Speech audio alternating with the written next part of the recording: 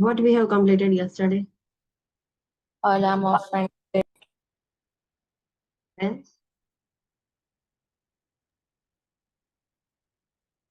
complications देखी थी. yes, cardiovascular complication. Okay. और मैकेनिकल वेंटिलेटर्स में और कुछ नहीं देखा था रेस्पिरेटरी सिस्टम के प्रॉब्लम्स में.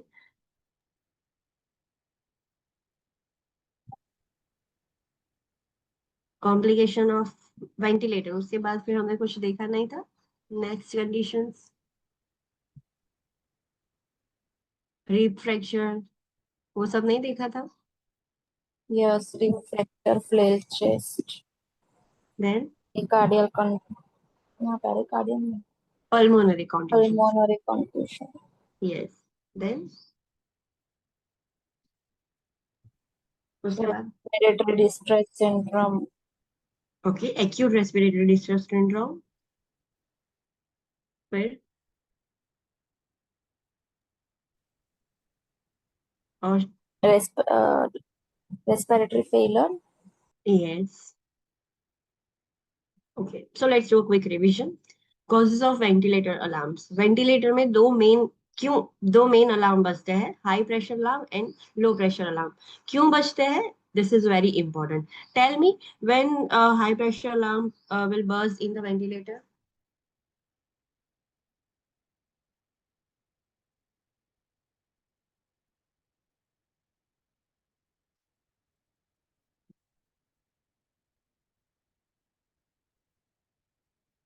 obstructions associated, Yes, due to obstruction. And what are the reasons of obstruction?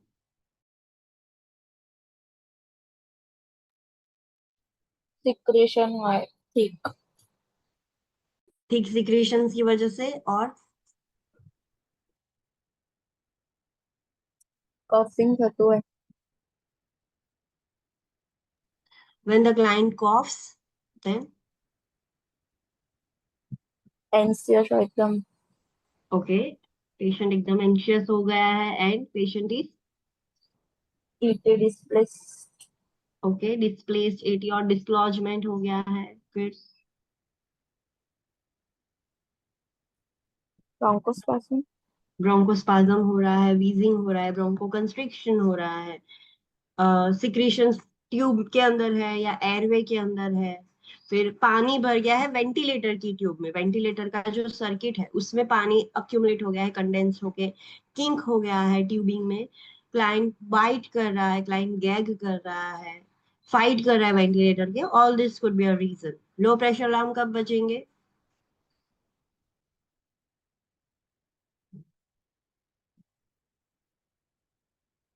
Low pressure alarm कब बजते हैं? लीक થઈ જાય ત્યારે, यस, एयर लीकेज होता है तब. So what are the reasons for leakage? कैसे कैसे लीक हो सकता है? You can also use that image. इसमें सिर्फ दो ही पॉइंट है, उसमें ज्यादा है.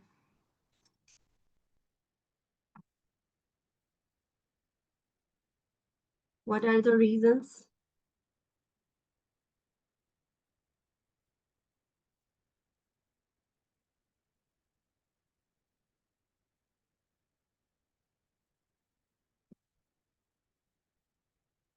लीकेज कैसे होता है? Simple question. tube disconnect, tube disconnect हो गई है. यस, थोड़ी भी डिस्कनेक्ट होगी तो एयर वहां से लीकेज हो जाएगा. फिर ET નો cuff fully inflated ના હોય, deflated હોય, यस, ईटी और ईटी का कफ है वो डिफ्लेट हो गया है. Then proper proper sorry, proper. fitting नहीं હોય, connection ક્યાંકથી lose હોય, यस, लूज कनेक्शंस होंगे. यस. देन બાયપેપ માં સગાઈ હોય તો एकदम proper fitting ના કર્યું હોય તો બી થઈ શકે. यस, बाईपेप और सीपेप में ये ज्यादा प्रॉब्लम होता है, बिकॉज अगर वो पेशेंट की फिटिंग के अकॉर्डिंग नहीं होगा तो एयर लीक होती रहेगी और उसमें लो प्रेशर अलार्म बजता ही रहेगा. फिर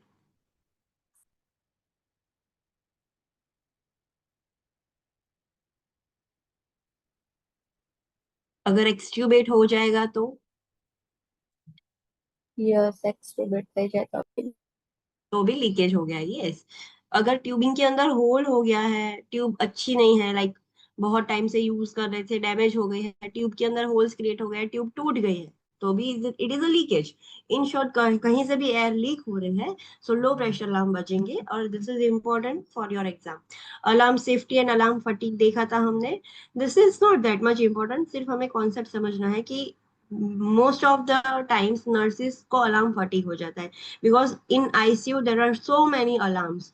पंप्स के अलार्म होंगे, कार्डियक मॉनिटर के होंगे, वेंटिलेटर के होंगे, फ्रीक्वेंटली दे आर बजिंग। सो नर्स क्या करेगी, फिर उसको इग्नोर करना स्टार्ट कर देगी, साइलेंट कर देगी, डिसेबल कर देगी, बार बार बजने की वजह से। And this will this might create negative impact in the patient. Problem हो सकता है पेशेंट को कुछ। सो this is not a good thing, ये नहीं करना चाहिए। कितने भी बार बजे हमें उसको प्रॉपरली चेक करना चाहिए। What is the red important point?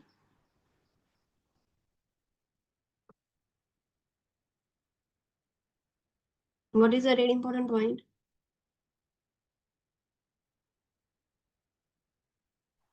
Ventilator alarms ને ટર્ન ઓફ નહીં કરવાનું. यस, वेंटिलेटर अलार्म्स के कंट्रोल है वो ऑफ पोजीशन में नहीं रखने हैं, ऑन रखने हैं ऑलवेज। तो कभी भी कुछ चेंज होगा तो अलार्म बजेगा। अगर अलार्म सारे कंट्रोल अलार्म्स ऑफ पोजीशन पर रखोगे तो कोई भी अलार्म बजेगा ही नहीं, प्रॉब्लम होगा तो भी अलार्म नहीं बजेगा। So it should be always keep on on position, not on off. Okay, फिर हमने कॉम्प्लिकेशंस देखी थी वेंटिलेटर की, कितनी कितनी कॉम्प्लिकेशंस हो सकती है, just list it out. Rationals आपको याद रखना होगा, कैसे होता है, क्यों होता है। Might be, it might be asked in your examination, but tell me which are the complications. First is hypotension, then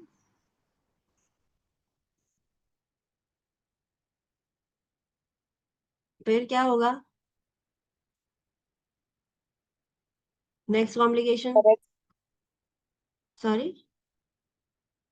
ન્યુમોથોરેક્સ, pneumothorax, yes. Air फिर સ્કિનમાં લીક તો subcutaneous emphysema, yes, subcutaneous emphysema होगा। फिर स्ट्रेस अल्सर्स हो सकते हैं, infection, infections होंगे, yes.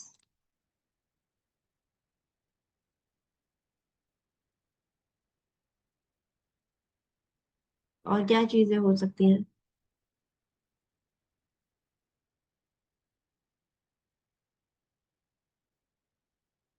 बस इतने ही है complication? If high pressure provide કરીએ તો इंट्राथोरेक्स प्रेशर इंक्रीज હશે તો ब्रेडिकार्डिया ओके, ब्रेडिकार्डिया होगा, यस। रीजन उसका रैशनल ये है, but you should know bradycardia होता है। अगर रैशनल पूछते हैं तो आपको पता होना चाहिए कि ब्रेडिकार्डिया क्यों होता है, कैसे होता है। फिर malnutrition. माल न्यूट्रिशन होगा, ઇફ વેન્ટિલેટર પર ડિપેન્ડન્ટ થઈ જશે તો વીન નહીં કરી. यस। हाँ, पेशेंट वेंटिलेटर डिपेंडेंट हो जाएगा, मतलब वो वीन नहीं कर पाएगा, अब खुद से वो सांस नहीं ले पा रहा है, उसको अभी वेंटिलेटर पर वो डिपेंडेंट हो गया है पेशेंट, लंबे टाइम से वेंटिलेटर देने की वजह से। Then one thing, Infection. मस infection, okay done. Muscular degeneration होगा, बहुत टाइम से बेड रिडन होने की वजह से। And ninth, main common complication जो सारे पेशेंट को होती है ज्यादातर? नो। આપણે આ ventilator associated pneumonia. Yes, ventilator associated pneumonia, VAP, that is the common complication of ventilator। VAP बहुत कॉमन है, जब भी पेशेंट को हम वेंटिलेटर पर रखते हैं हम मेक श्योर करते हैं कि उसको न्यूमोनिया ना हो जाए, because that is a moisture वाला है। अगर आपने एसेप्टिक टेक्निक यूज नहीं की सो फॉर श्योर उसको न्यूमोनिया हो सकता है। फिर हमने वीनिंग देखा, वीनिंग मतलब क्या?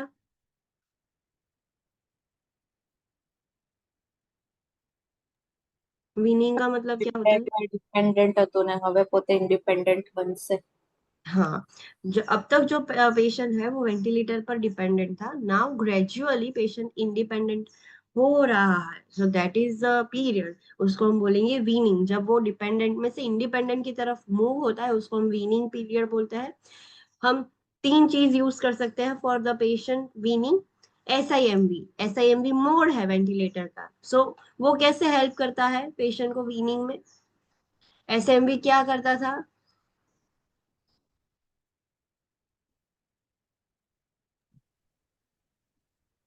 पेशेंट ना ब्रीथिंग में परफेक्ट करवा दे।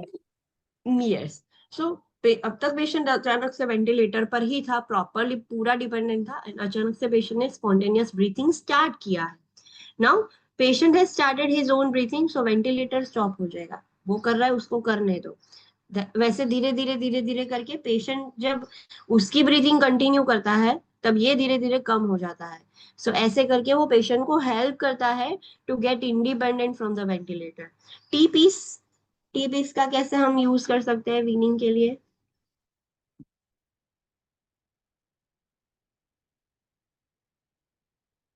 ऑक्सीजन ऑक्सीजन डिलीवर કરી શકે કે ટ્યુબને ટ્યુબમાં ડાયરેક્ટ।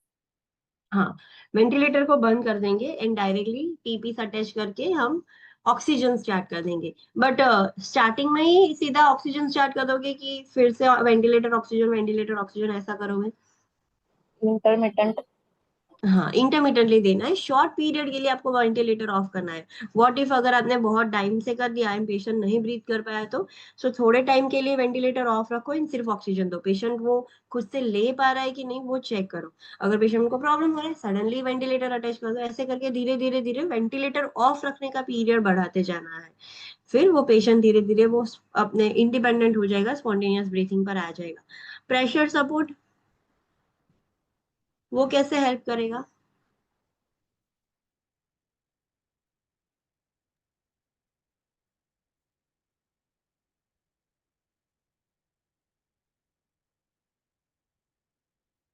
वेंटिलेटर से पेशेंट के लंग्स में एयर कैसे जाती है? प्रेशर से जाती है।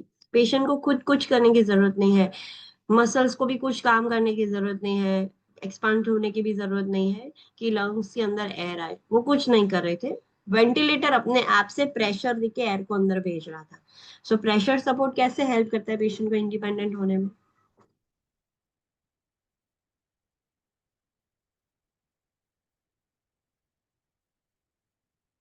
ग्रेजुअली, धीरे धीरे। डिक्रीज डिक्रीज करना। करते। हाँ, प्रेशर वो नहीं करेगा। It will allow the patient कि वो खुद से लंग एक्सपांड करे एंड इनहेल करे, ना कि प्रेशर की मदद से एयर अंदर भेजे। Ventilator does not want to give the air with the pressure. So जैसे जैसे पेशेंट का स्पॉन्टेनियस ब्रीथिंग इंप्रूव होता है, ये प्रेशर कम करता रहता है। प्रेशर से हवा भेजना बंद कर देगा, पेशेंट खुद से जितनी इनहेल कर सकता है उतना करने देगा। So that is how the patient improves the spontaneous breathing। फिर हमने कंडीशन देखी थी rib fracture. What do you mean by rib fracture? Due to trauma fracture થઈ। यस। उससे क्या प्रॉब्लम हो सकता है, कॉम्प्लिकेशंस क्या हो सकते हैं?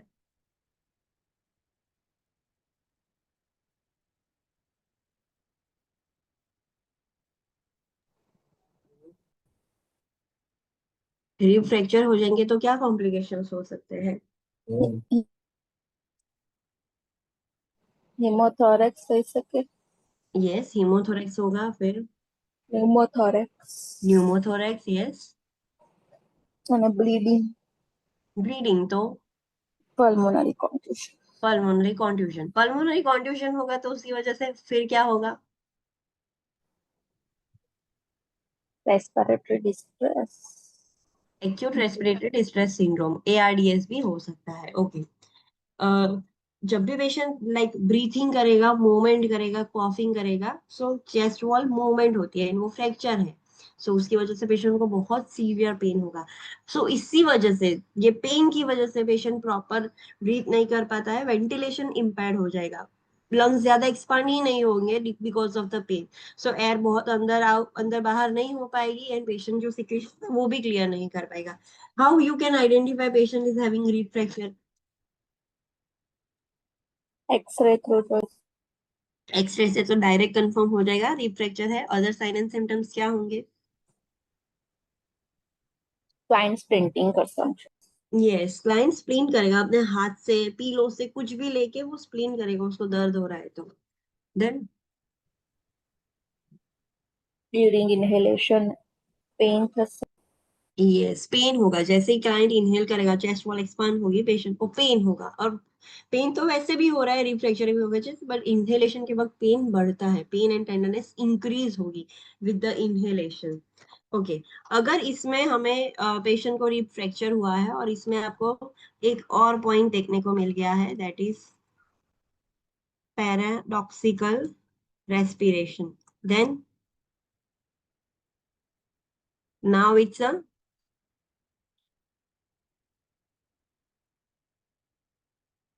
एक और साइन एंड सिम्टम देखने को मिल गया है, then it indicates now। વધારે રિપ ફ્રેક્ચર્સ થઈ છે. हाँ, तो कौन सी condition now? Plain chest. Flail chest हो गया है। इतनी सारी रिब्स फ्रैक्चर हो गई थी कि उतना पोर्शन ऑपोजिट रेस्पिरेशन में इन्वॉल्व हो गया है। सो नाउ इट इंडिकेट्स कि रिब फ्रैक्चर की वजह से फ्लेल चेस्ट हो गया है, उतनी चेस्ट डिप्रेस्ड हो गई है। सो एक सिम्टम सिर्फ ऐड करने से पूरी कंडीशन चेंज हो जाएगी। What interventions can be done in rib fracture? Spontaneously reunite થઈ શકે. सिर्फ फ्रैक्चर अगर एक दो है तो उसको कुछ करने की जरूरत नहीं है, वो खुद से पेशेंट को हम आराम करवाएंगे, ऑक्सीजन देंगे, पेशेंट रेस्ट करेगा तो वो खुद से रीयूनाइट हो जाएगी। No surgery is required. Patient को फिर सपोर्टिव ट्रीटमेंट के लिए हम क्या कर सकते हैं? High followers. High Fowler's position देंगे कि ऑक्सीजन ज्यादा ले सके। फिर પેન મેડિકેશન ફોર પેન. हाँ, पेन मेडिसिन देंगे। सो अल्टीमेटली उससे वेंटिलेशन भी इंप्रूव हो जाएगा, बिकॉज पेन की वजह से अच्छे से पेशेंट ब्रीथ नहीं कर पा रहा था। देन પ્લિન્ટ કરી. स्प्लिंटिंग के लिए आप बोल सकते हो क्लाइंट को, वो खुद के हाथ से, पिलो से, कुछ भी चीज से, कोई भी सॉफ्ट चीज है, ब्लैंकेट को भी ऐसे रोल करके स्प्लिंट कर सकता है, कुछ भी करके वो स्प्लिंट कर सकता है। हम उसको सिखा सकते हैं कि ऐसे स्प्लिंटिंग करो। देन સ્પોન્ટેનિયસલી રિયુનિટ ના થાય તો ઓપन रिडक्शन इंटरनल फिक्स. हाँ, अगर ज्यादा है, प्रॉब्लम ज्यादा हो गया है, बहुत सारे रिब फ्रैक्चर्स हो गए हैं, सो फ्लेल सेगमेंट हो गया है, रीयूनाइट नहीं हो सकता है, या फिर डॉक्टर की इच्छा है कि उनको सर्जरी करनी है, they don't want to wait, so हम ORIF कर सकते हैं, रिप्लीटिंग कर सकते हैं। देन पेशेंट अगर को बहुत सीवियर पेन हो रहा है, बहुत सीवियर, देन उसमें हम क्या कर सकते हैं? nerve block, nerve block, analgesics, और वो एनेस्थेशिया काइंड ऑफ होता है, लोकल एनेस्थेशिया बोलते हैं, वैसा दे सकते हैं कि उतने में सेंसेशन ही नहीं आएगा, सो पेन कंट्रोल में हो सकता है। वाइटल्स मॉनिटरिंग करना, specially respiratory status, respiratory distress monitoring करना, ये सारे अंदर आ गया, वो सब आपको ध्यान रखना होगा। Flail chest, what do you mean by flail chest? Flail chest मतलब क्या? Due to blunt trauma rib fracture cells. Okay, तो रिब फ्रैक्चर हो जाएगा, that is rib fracture. Flail chest due to blunt trauma, the rib gets fractured. That is called as rib fracture. What is flail chest? But rib ફ્રેક્ચરમાં આમાં 5 થી 6 રિબ્સ વધારે breakdown fracture થશે ને. Yes, one different thing. The portion will get, compressed. yes, depressed हो जाएगा. That is flail chest. Rib fractures हो गए तब तक सब कुछ ठीक है, बट डिप्रेस हो गया है, that is flail chest. And main अलग चीज इसमें क्या देखने को मिलेगी, जो सेगमेंट जो डिप्रेस हो गया है, बहुत सारे रिब्स फ्रैक्चर की वजह से उतना जो पोर्शन डिप्रेस हो गया है, उसमें क्या देखने को मिलेगा, वो सेगमेंट में पैराडॉक्स. पैराडॉक्सिकल रेस्पिरेशन देखने को मिलेंगे। So this is something different. Okay, assessment findings first हमने देख लिया, पैराडॉक्सिकल रेस्पिरेशन मतलब ऑपोजिट होगा compare to other chest walls. जो पूरा चेस्ट है वो एक्सपांड हो रहा है तो इतना पोर्शन डिकम्प्रेस हो जाएगा, कंस्ट्रिक्ट हो जाएगा, एंड अगर दूसरा कंस्ट्रिक्ट हो रहा है तो ये एक्सपांड होगा। सो कंप्लीटली ऑपोजिटली वर्क करेगा। और क्या चीजें देखने को मिलेगी? Sign and symptoms,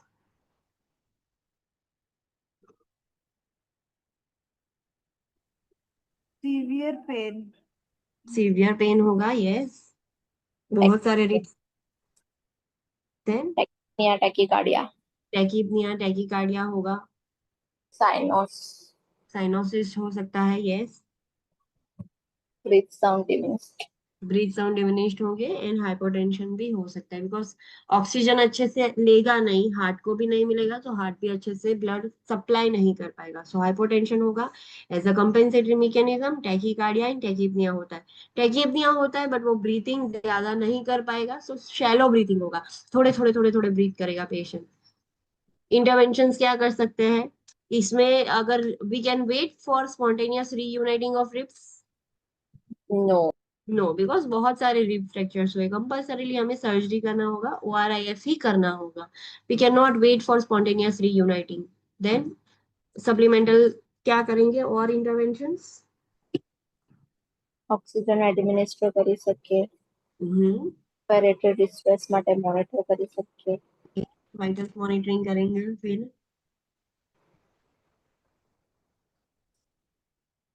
bed rest provide કરવાનું, हाँ बेड रेस्ट प्रोवाइड करना है। We don't want to increase the demand, oxygen demand of body. जितना बॉडी ऑक्सीजन ज्यादा मांगेगा लंग्स को ज्यादा काम करना पड़ेगा, एंड वी डोंट वांट कि लंग्स अभी ज्यादा काम करे, सो बेड रेस्ट करवाएंगे। एनाल्जेसिक्स देंगे। अगर ज्यादा है फ्लेल चेस्ट तो हमें पेशेंट को intubate, इंट्यूबेट करना होगा, मैकेनिकल वेंटिलेटर पर रखना होगा, एंड वो एक प्रेशर जनरेट करके रखेगा, सो जो चेस्ट है वो कंप्रेस ना हो जाए। एटिलेक्टेसिस प्रिवेंट करने के लिए पीप मोड पर रखना होगा पेशेंट को। अगर बहुत सीवियर, बहुत ज्यादा पोर्शन डिप्रेस हो गया है, सीवियर फ्लेल चेस्ट है, तो उसमें ये करना होगा, बिकॉज अगर सीवियर फ्लेल चेस्ट हो गया तो उसकी वजह से रेस्पिरेटरी फेलियर भी हो सकता है एंड शॉक में भी जा सकता है patient, and we don't want कि ऐसा कुछ हो। ओके अभी इसमें इंटरवेंशंस वो नहीं मेंशन किए, but we are doing ORIF, surgery कर रहे हैं, so post operative interventions after surgery भी इसमें इंप्लीमेंट हो सकते हैं। अगर आपको एग्जाम में क्वेश्चन आया है पेशेंट विथ फ्लेल चेस्ट, उसकी सर्जरी हो गई है, फिर आपको क्या करना है, तो आपको पोस्ट ऑपरेटिव इंटरवेंशन सोचने होंगे, जो जनरल हमने FON में पढ़े थे। फिर मस्क्यूलोस्केलेटल सिस्टम में मेडिकल सर्जिकल नर्सिंग में कभी भी ORIF होती है, तो ORIF होने के बाद क्या इंटरवेंशन आपको करने होते हैं, वो सब आपको यहाँ पर भी इम्प्लीमेंट करना पड़ेगा। सो ऐसा कॉन्सेप्ट मिक्स करके FON का, MSN का, इसका मिक्स करके भी आपको पूछ सकते हैं। सो आपको ये सारे कॉन्सेप्ट पता होने चाहिए कि इतनी इतनी चीजें हमने पढ़ी थी। Pulmonary कॉन्ट्यूजन्स means,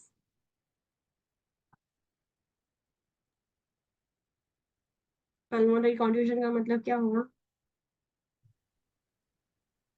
internal bleeding, internal bleeding हो रहा है, और ब्लीडिंग वो सारा ब्लड अब कहाँ पर अक्यूमुलेट होगा?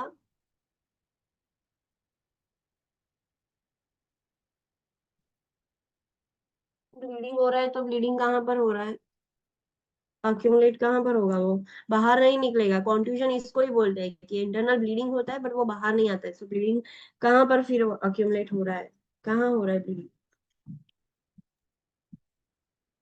એલ્વુલાઈ સરાઉન્ડિંગ, तो दैट इज विच स्पेस?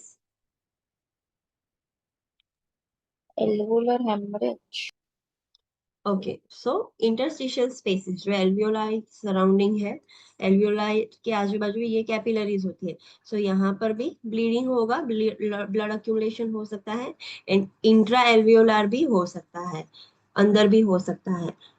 इसकी वजह से क्या होगा, मेन कॉम्प्लिकेशन क्या होगी पल्मोनरी कॉन्ट्यूजन की वजह से? એઆરડીએસ, ARDS हो सकता है, yes. What are the assessment finding, अगर पेशेंट को पल्मोनरी कॉन्ट्यूजन होगा तो साइन एंड सिम्टम्स कैसे होंगे?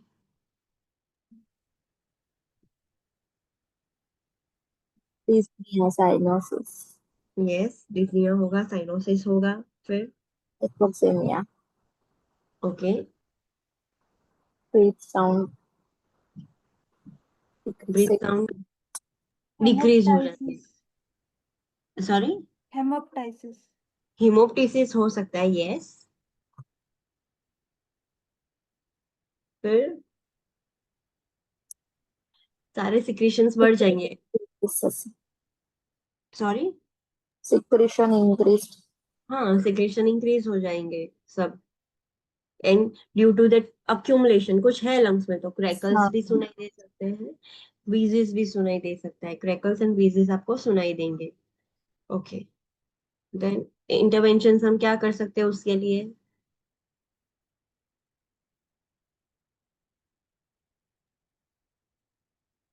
high pulse position, हम्म, vital signs, vital signs monitoring, yes. and administer oxygen दे सकते हैं, yes.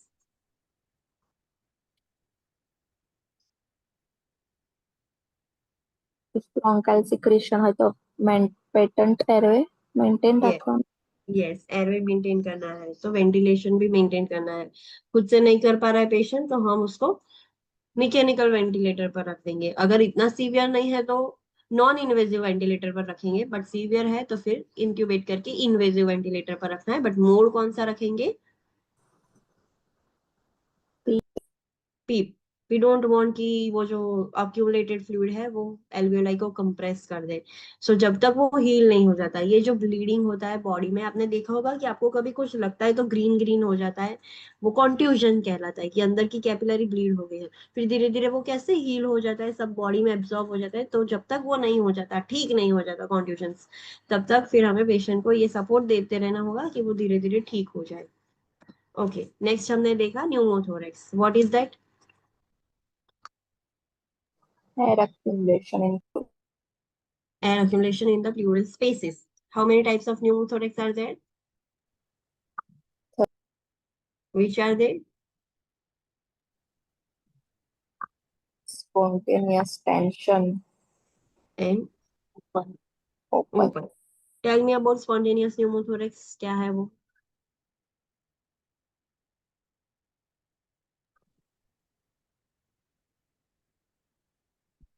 due to rupture of pulmonary valve air हाँ, leak થશે and okay. accumulation થશે. Okay, and another reason?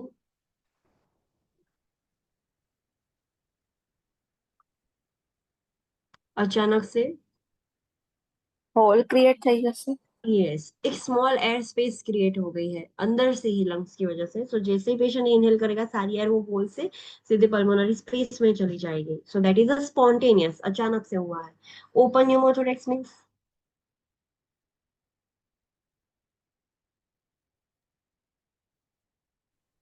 Open pneumothorax मतलब?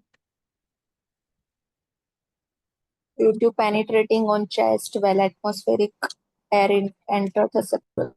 हाँ, कुछ पेनिट्रेटिव इंजरी हुई है, कुछ ऐसे पेनिट्रेट हो गया है शार्प ऑब्जेक्ट। तो जैसे ही पेशेंट इनहेल करेगा या जैसे ही कुछ होल हुआ है, सो सारी एटमॉस्फेयर की एयर अंदर आ गई है। So that is open pneumothorax. And tension pneumothorax means?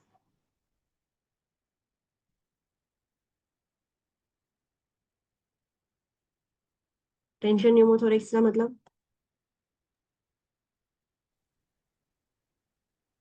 due to blunt injury okay, air blunt injury. accumulation हाँ, ब्लंट इंजरी की वजह से एयर लीक हो रही है। And another reason?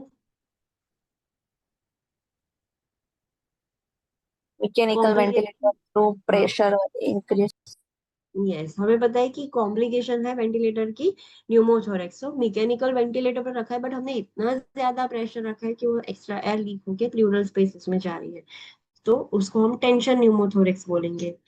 Okay, what are the sign and symptoms? Assessment findings क्या होंगे? each sound absent as a okay, दोनों साइड एब्सेंट होंगे? affected side यूनिलेटरली, जो साइड पे न्यूमोथोरेक्स हुआ है वो साइड पर ब्रीथ साउंड एब्सेंट होंगे। देन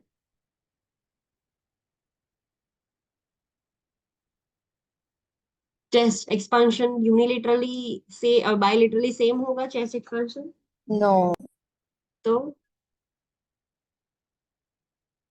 एक affected side side chest expansion proper नहीं થઈ શકે. नहीं होगा, यस। सो उससे भी आपको पता चलेगा। अभी एक साइड प्रॉपरली ऑक्सीजन जा ही नहीं पा रहा है, एक ही लंग काम कर रहा है, no doubt it will work, but उतना सफिशिएंट वर्क नहीं कर पाएगा कि पूरी बॉडी की रिक्वायरमेंट फुलफिल हो सके। सो धीरे धीरे क्या होगा? हाइपोक्सिया होगा। हाइपोक्सिया की वजह से हाइपोक्सीमिया होगा। फिर सारे ऑर्गन्स को ऑक्सीजन चाहिए। सो वो लोग ब्रेन को सिग्नल्स दे रहे हैं कि we want oxygen, we like oxygen नहीं मिल रहा है हमें।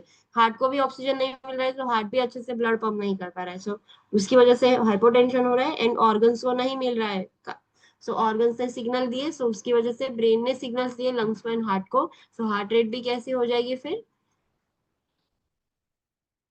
इंक्रीज। इंक्रीज हो जाएगी, रेस्पिरेटरी रेट इंक्रीज होगा, टेकीपनिया टेकीकार्डिया होगा, हाइपोक्सिया की वजह से साइनोसिस भी हो सकता है। इसीलिए वो ऑर्गन्स ने डिमांड की कि हमें ऑक्सीजन चाहिए एंड हार्ट का एंड लंग्स का काम बढ़ गया। पेशेंट को पेन भी होगा बहुत ज्यादा। अगर न्यूमोथोरेक्स ज्यादा हो गया तो वो एयर लीक होके क्या हो सकता है, न्यूमोथोरेक्स की वजह से क्या चीज हो सकती है, subcutaneous subcutaneous emphysema. Emphysema. Emphysema. आपको कैसे पता चलेगा patient is having subcutaneous emphysema? On palpation crepitus. Okay, palpate करेंगे तो क्रेपिटस साउंड होगा, सो उससे हमें फील, क्रेपिटस फील होगा तो उससे पता चल जाएगा। अगर ओपन है वुंड तो आपको सुनाई देगा कि हवा अंदर सक हो रही है, लंग्स हवा खींच रहे हैं, सकिंग साउंड आएगा। एंड न्यूमोथोरेक्स अगर बढ़ गया एक बाजू, टेंशन न्यूमोथोरेक्स हुआ है, होल नहीं है, चलो होल होगा तो होल से भी थोड़ी थोड़ी हवा लीक हो रही है, बट टेंशन न्यूमोथोरेक्स है, एयर अंदर ही है, बाहर से वॉल एकदम इंटेक्ट है, सो वो प्रेशर क्या करेगा, ट्रेकिया को धक्का लगाएगा and there will be, tracheal deviation shift out. पता कैसे चलेगा आपको ये सब, ट्रेकियल डेविएशन हुआ है, न्यूमोथोरेक्स हुआ है, वो पता कैसे चलेगा? एक्सरे। एक्सरे से, एक्सरे करोगे तो पता चल जाएगा। सो इंटरवेंशंस में फर्स्ट हम एक्सरे करेंगे टू रूल आउट कि कितना ज्यादा न्यूमोथोरेक्स से ट्रेकियल डेविएशन हुआ है कि नहीं, वो सब करेंगे। अगर होल क्रिएट हुआ है, ओपन न्यूमोथोरेक्स है, तो हमारा पहला फर्स्ट इंटरवेंशन क्या होगी, उसको, होल को क्लोज। क्लोज करना है, ऑक्लूसिव ड्रेसिंग करना है, कुछ थोड़ी सी भी पोरस नहीं होनी चाहिए वो ड्रेसिंग, कि एयर उसके वहां से लीक होके अंदर जाए। And only one treatment is there for pneumothorax, what is that? Chest. Chest tube drainage, वो ही हमारी एक ट्रीटमेंट है। सो हमें प्रॉपर चेस्ट ट्यूब प्लेसमेंट करना होगा। प्लेसमेंट करने के बाद हमें, जो हमने वो टॉपिक में पढ़ा था कि प्रॉपरली उसको सील कर देना है, जब तक लंग्स री एक्सपांड नहीं हो जाते तब तक उसको वहीं पर ही रखेंगे, मॉनिटर करते रहेंगे। चेस्ट ट्यूब लगाई है, सो चेस्ट ट्यूब ड्रेनेज मॉनिटरिंग का काम हमारा बढ़ जाएगा। प्रॉब्लम तो नहीं हो रहा है, लीक तो नहीं होगा, निकल तो नहीं गया, वो सब हमें करना पड़ेगा। न्यूमोथोरेक्स की वजह से सबक्यूटेनियस एम्फाइसीमा हुआ है कि नहीं, वो भी मॉनिटर करेंगे। What is the red important point?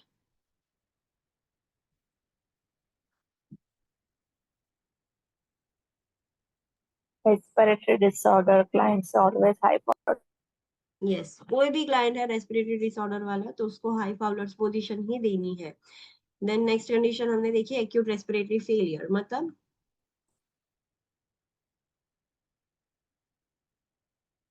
Acute respiratory failure मतलब प्रॉपर गैस एक्सचेंज नहीं था। यस, सो लंग्स अपना काम अच्छे से नहीं कर रहे। उसका काम होता क्या है, और टू इनहेल कराना चाहिए। यस, O2 इनहेल करके ब्लड के साथ मिक्स करना है, CO2 ब्लड में से निकाल कर बाहर एक्सहेल करना होता है, बट वो काम अच्छे से नहीं कर पा रहा है। एंड कंपेंसेटरी मैकेनिज्म भी फेल हो गया है। अगर ब्रेन उसको ऑर्डर दे रहा है फॉर कंपेंसेशन, ये काम बिगड़ गया है, सो बॉडी डिमांड कर रही है कंपेंसेट, भी वो नहीं कर पा रहा है, that is the respiratory failure.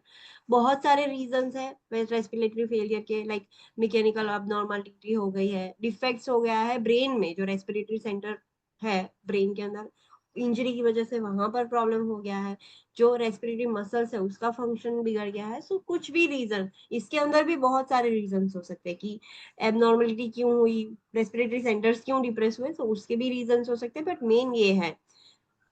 Failure कितने टाइप का हो सकता है,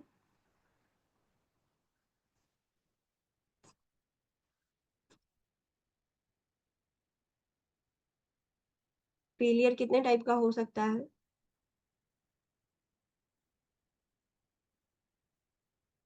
दो। नो,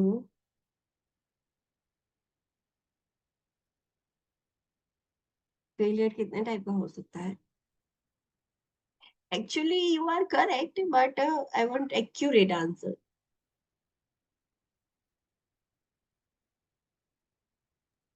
3 टाइप्स का हो सकता है। विच 3? हाइपोक्सेमिक। હાઇપર કેપનિક અને બંને સાથે हाँ both. ये यस। हाइपोक्सेमिक फेलियर मतलब क्या होगा उसमें?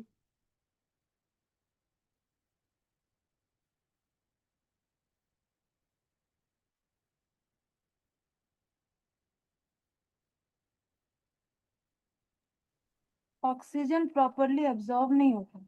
हाँ, लंग्स के अंदर एल्वियोलाई के अंदर ऑक्सीजन जा रहा है बट वो ऑक्सीजन कैपिलरीज में नहीं जा रहा है, सो दैट इज हाइपोक्सेमिक फेलियर। जरूरी नहीं है कि उसके साथ साथ हाइपर कैपनिक हो, CO2 निकल रहा है तो कोई प्रॉब्लम नहीं है। सो ऐसी कंडीशन में आप ज्यादा ऑक्सीजन दोगे, अगर हाइपोक्सेमिक रेस्पिरेटरी फेलियर है और आप ज्यादा ऑक्सीजन दोगे तो कोई कॉम्प्लिकेशन नहीं होगी। But whenever there is hypercapnic respiratory failure, उसका मतलब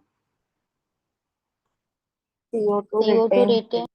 CO2 रिटेन रह रहा है, CO2 बाहर नहीं आ पा रहा है। सो हाइपर कैपनिक वाली कंडीशन होती है, उसमें हायर कॉन्सेंट्रेशन ऑफ O2 दे सकते हैं हम? No. No, we can not administer. जितना ऑक्सीजन ज्यादा दोगे उतना CO2 भी बनेगा, सो CO2 फिर बाहर नहीं निकल पाएगा एंड हाइपर कैपनिया और बढ़ता रहेगा, वर्स हो जाएगा। सो हाइपर कैपनिक रेस्पिरेटरी फेलियर में ऑक्सीजन हमें कंट्रोल्ड अमाउंट में देना हो, जितना उसकी ड्राइव है उतना ही देना है, ज्यादा नहीं देना है। एंड दोनों हो सकता है। Hyper cap majority of times hypercapnia होगा तो वो ऑक्सीजन को अंदर नहीं आने देगा, जब तक CO2 बाहर नहीं निकलता ऑक्सीजन नहीं आ सकता। सो हाइपर कैपनिया अलोन कॉमन होता है, बहुत रेयर होता है। हाइपर कैपनिया वाला रेस्पिरेटरी फेलियर है तो वो ऑटोमेटिकली हाइपोक्सियमा हाइपोक्सिमिया इनवाइट कर देगा। सो दोनों भी हो सकते हैं। Okay,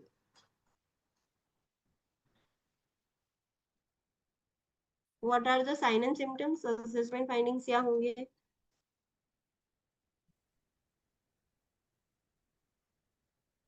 respiratory distress syndrome sign and symptoms.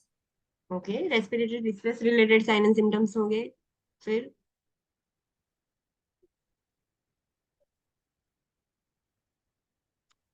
Oxygen अच्छे से आ नहीं पा रहे तो सारे वाइटल ऑर्गन्स को ऑक्सीजन नहीं मिलेगा, सो उसके भी साइन एंड सिम्टम्स दिखेंगे। यस। हाँ, वो सब भी दिखेगा। सो डिजिया, restless, confusion, tachycardia, hypertension. It is not possible to remember each and every sign and symptom. We are not robot, we are humans. So जब आप क्वेश्चन पढ़ते हो, read the question, read the option, sign and symptoms क्या है, then think. ऐसा कभी exam में question नहीं आता है कि डिजीज कंडीशन होगी और उसके सिम्टम्स 4 ऑप्शन में होंगे, ऐसा क्वेश्चन नहीं आएगा। सिम्टम्स वाले क्वेश्चन उसमें आते हैं, एक्सटेंडेड ग्रुपिंग और वो सारे क्वेश्चंस में आते हैं। So read the question and read the symptoms. Is it possible that this symptom might happen in this condition? आपको वो रिलेट करना है कि चलो ये सिम्टम हो सकता है कि नहीं, ऐसा हुआ है तो ऐसा होगा, ये होगा, वो होगा, देन ये सिम्टम दिखेगा कि नहीं, वो आपको सोचना है। We can not mug it up, हम मग अप नहीं कर सकते। सिर्फ याद रखना है कि ऐसा प्रॉब्लम हो रहा है तो ये सिम्टम्स होंगे कि नहीं होंगे। इंटरवेंशन क्या कर सकते हैं हम? Identify the cause of respiratory. क्यों हुआ रेस्पिरेटरी फेलियर, वो हमने 3 मेन कॉज देखे थे, उसमें से कौन सा कॉज है वो हमें ट्रीट करना है। जब तक वो ट्रीट नहीं होगा, आप कितना भी ट्राई करो, वो लंग्स अच्छे से काम नहीं करेंगे। So treat that respiratory failure and oxygen administer करना है, but we have to make sure normal PaO2 कितना होता है, partial pressure of oxygen in the artery कितना होगा? 80 to 100। 80 to 100 होता है, बट इतना ज्यादा हम अभी मेंटेन नहीं कर पाएंगे। सो इतना ध्यान रखना है कि एटलीस्ट हम 60 to 70 से थोड़ा ज्यादा मेंटेन कर पाए। 80 से कम होगा तो चलेगा, बट 60-70 से थोड़ा ज्यादा रखना है। पेशेंट को कौन सी पोजीशन देंगे? Fowlers। High Fowler's. Then deep breathing, coughing, attention. हाँ, फिर ब्रोंकोडायलेटर्स अगर एडमिनिस्टर करना है तो वो करेंगे। पेशेंट को मैकेनिकल वेंटिलेटर पर रखेंगे। अगर सप्लीमेंटल ऑक्सीजन देने के बावजूद भी PaO2 PaCO2 लेवल्स मेंटेन नहीं हो रहे हैं तो हम उसको फिर वेंटिलेटर पर रख देंगे। ओके, नेक्स्ट हमने देखा ARDS मतलब ARDS में क्या होगा?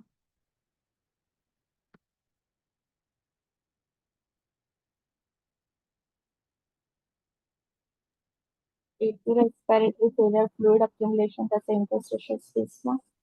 ओके, सो कुछ इंजरी हुए लंग्स की, और एक एआरडीएस एक काइंड ऑफ रेस्पिरेटरी फेलियर ही है। लंग इंजरी की वजह से फ्लूइड अक्यूमुलेट हो जाता है इंटरस्टिशियल स्पेस में और एल्वियोलाई में, यहाँ दोनों जगह पर फ्लूइड अक्यूमुलेट होगा, सो वो एयर को इन एंड आउट नहीं करने देगा। सो this is the main problem. इसमें अगर आप पेशेंट को ऑक्सीजन दोगे तो पेशेंट की कंडीशन इंप्रूव होगी।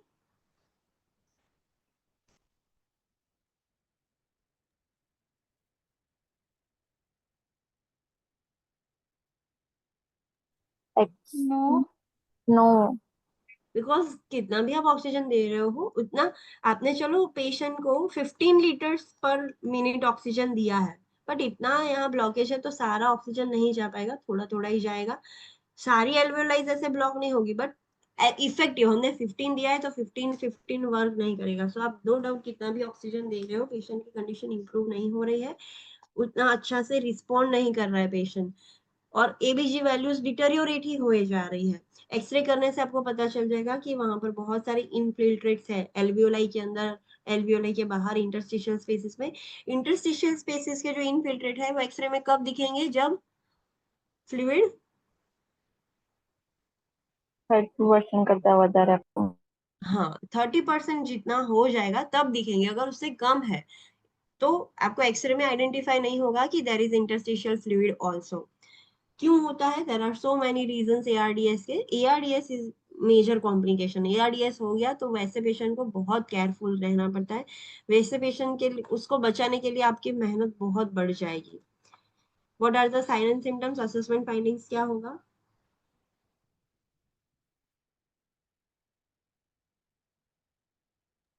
Dyspnea, restlessness, ओके, tachypnea, हाँ, इनिशियली अर्लीस्ट साइन टैकिपनिया होगा, then breath sound decrease status, okay, oxygen high concentration पर provide करसो still hypoxemia. हाइपोक्सेमिया ही होगा, यस।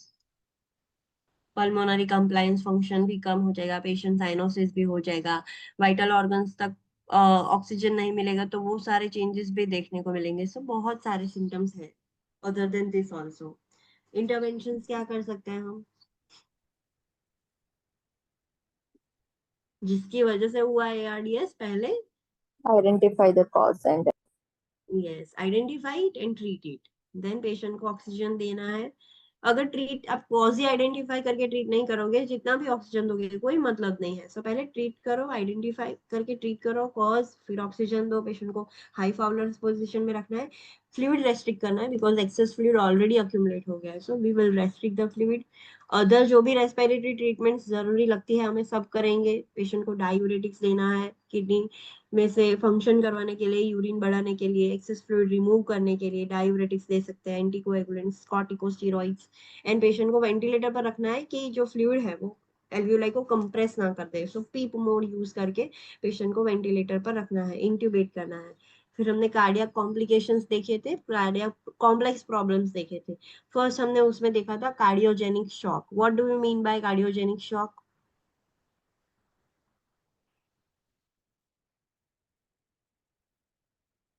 कार्डियोजेनिक शॉक मतलब क्या?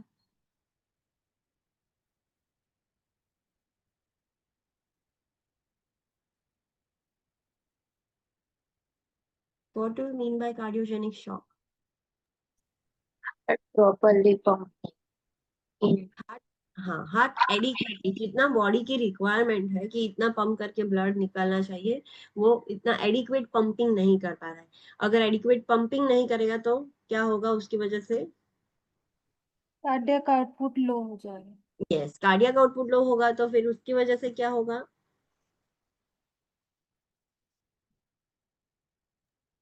टिश्यू टिश्यू का, परफ्यूजन। हाँ, टिश्यू परफ्यूजन भी नहीं होगा।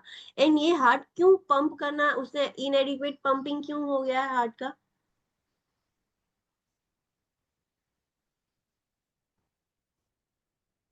इनएडिक्वेट पंपिंग हुआ क्यों? due to heart failure.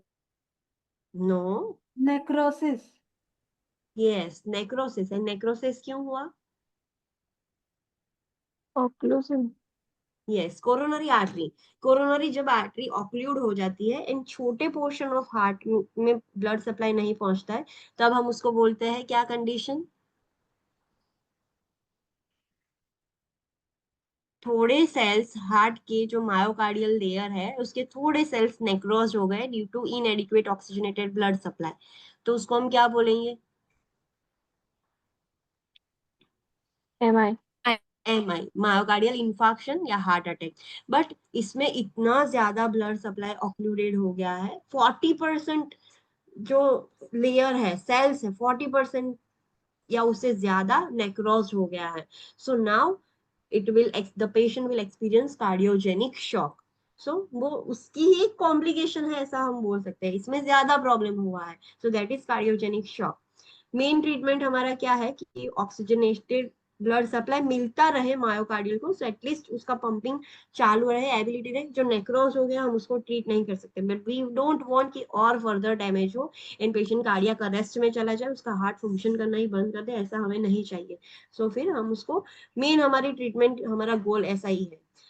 Cardiogenic shock में पेशेंट के साइन एंड सिम्टम्स कैसे होंगे?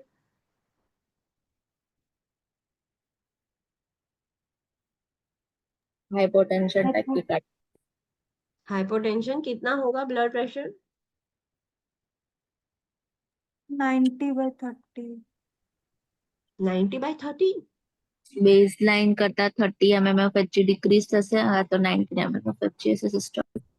हाँ, सिस्टोलिक 90 ऑफ एच जी हो सकता है, या तो वो नहीं है तो इतना याद रखना है, बिकॉज सबका ब्लड प्रेशर सेम नहीं होता है। सो पेशेंट का जो बेसलाइन ब्लड प्रेशर रहता है उसमें 30 ऑफ एच जी कम हो गया है, सो इतना याद रख सकते हो। यूरिन आउटपुट भी कम होगा। डिक्रीज हो जाएगा, yes, due to lack of oxygenated blood supply to the kidney. Cold clammy skin हो जाएगी बिकॉज ब्लड सप्लाई नहीं हो पा रहा है अच्छे से एडिक्वेटली। पेरिफेरल पल्सेस पुअर हो जाएगी। टेकीकार्डिया होगा बिकॉज बॉडी को नहीं पता है क्या हुआ, उनको तो बस चाहिए। सो कंपेंसेटरी मैकेनिज्म में टेकीकार्डिया होगा, टेकीपनिया होगा। पल्मोनरी कंजेशन हो सकता है बिकॉज हार्ट इफेक्टिवली पंप नहीं कर पा रहा है आगे, तो सारा फ्लूइड बैक फ्लो होके लंग्स में चला जाएगा, आगे नहीं जा पा रहा है तो वो सब वापस पीछे ही रहेगा। सो पल्मोनरी कंजेशन हो सकता है, patient disoriented, restless and confuse हो जाएगा। चेस्ट कंफर्ट बढ़ता ही रहेगा, चेस्ट डिस्कम्फर्ट बढ़ता ही रहेगा। इंटरवेंशन हम क्या कर सकते हैं?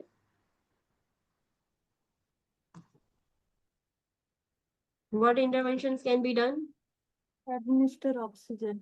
ऑक्सीजन देंगे, pain medication, morphine. Morphine sulphate देंगे, यस। फिर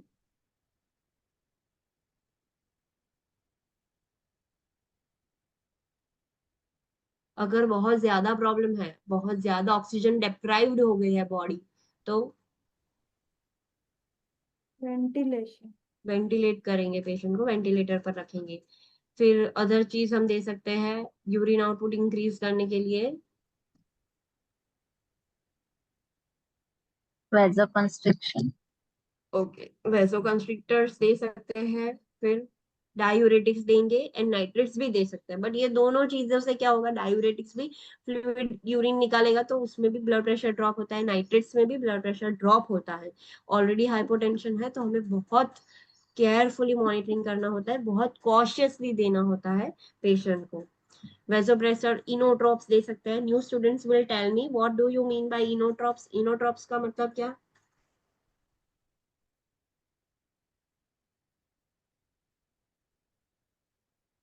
इनोट्रॉप्स का मतलब क्या? दो वर्ड आपको याद रखने हैं, कहीं पे भी आ सकते हैं, आपको कंफ्यूज नहीं होना है, उसका मतलब समझना है।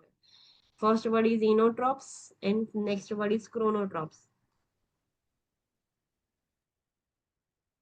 What do you mean by inotropes? First of all tell me. Inotrops pressure decrease कर सकते pressure pressure, decrease low.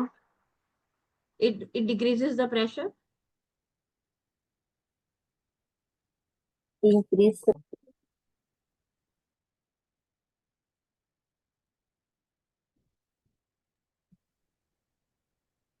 Pressure increase कर सकते। किसका pressure? Blood pressure.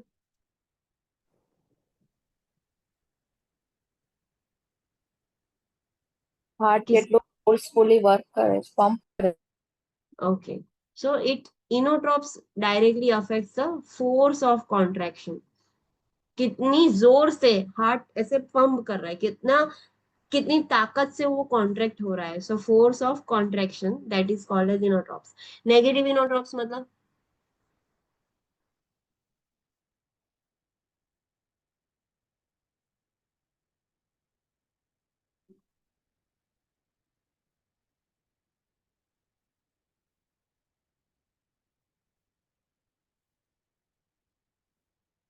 Negative inotropes मतलब इनोट्रॉप्स का मतलब पता क्या चल गया है. तो नेगेटिव एड वर्ड आगे नेगेटिव वर्ड ऐड होने से उसका मतलब क्या होगा. फोर्स ऑफ कॉन्ट्रैक्शन लोग डिक्रीज कर से. यस, तो हार्ट का कॉन्ट्रैक्शन कम करेगा. उतना जो ताकत हार्ट को लगानी पड़ती है कॉन्ट्रैक्शन के लिए वो ताकत कम हो जाएगी. बट इसमें वी वांट कि हार्ट अच्छे से कॉन्ट्रैक्ट हो, प्रॉपर फोर्स से हो. सो हम पेशेंट को दे रहे हैं पॉजिटिव इनोट्रॉप्स. वो क्या करेगा, हार्ट के कॉन्ट्रैक्शन की जो ताकत है कॉन्ट्रैक्टिबिलिटी बढ़ाएगा. क्रोनोड्रॉप्स क्या करते हैं, it regulates what, force of, beat, क्या रेगुलेट करेंगे, heart rate, heart rate beats. Regulate करेंगे. यस, कितनी रेट है. सो पॉजिटिव क्रोनोट्रॉप्स देंगे सो रेट इंक्रीज होगा, नेगेटिव देंगे तो रेट डिक्रीज होगा. So remember this thing. So हम उसको वो भी दे सकते हैं.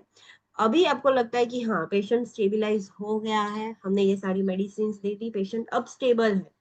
सो स्टेबल होने के बाद हम क्या कर सकते हैं, फिर पेशेंट का हमें प्रोसीजर तो करनी होगी, छोड़ तो नहीं सकते बिकॉज आर्टरी तो ब्लॉक है. हम पेशेंट को डिस्चार्ज कर देंगे तो फिर से वही वही कंप्लेन लेके आएगा. इस बार इतना ज्यादा हो जाएगा कि पेशेंट की डेथ भी हो सकती है. सो हम क्या कर सकते हैं, स्टेंटिंग, स्टेंट कर सकते हैं. ओके, फिर बायपास ग्राफ्टिंग. बायपास ग्राफ्टिंग कर सकते हैं. बलून इंसर्शन भी कर सकते हैं कि एटलीस्ट कोरोनरी परफ्यूजन अच्छे से हो बलून की वजह से. एंड फिर पीटीसीए एंजियोप्लास्टी या CABG coronary bypass artery bypass graft भी कर सकते हैं. एबीजी लेवल चेक करते रहेंगे, जो भी इम्बैलेंस है एबीजी में वो ट्रीट करेंगे. यूरिनरी आउटपुट चेक करेंगे. एंड पल्मोनरी आर्टरी मतलब कैथेटर इंसर्ट करके हम देख सकते हैं कि कितना हार्ट फेलियर है. सो हमने वो इमेज में देखा था कि कैसे इंसर्ट किया जाता है, that we will study further. हम ऐसे इंसर्ट करके देख सकते हैं. यहाँ तक किसी को कोई डाउट है. No. Okay, you want a short break and फिर स्टार्ट करना है बिकॉज 11 o'clock तक है लेक्चर. ब्रेक लेना है कि कंटिन्यू कर दो 11 o'clock तक. Okay, let's take a short break of 10 minutes, फिर हम न्यू टॉपिक स्टार्ट करेंगे. चलो.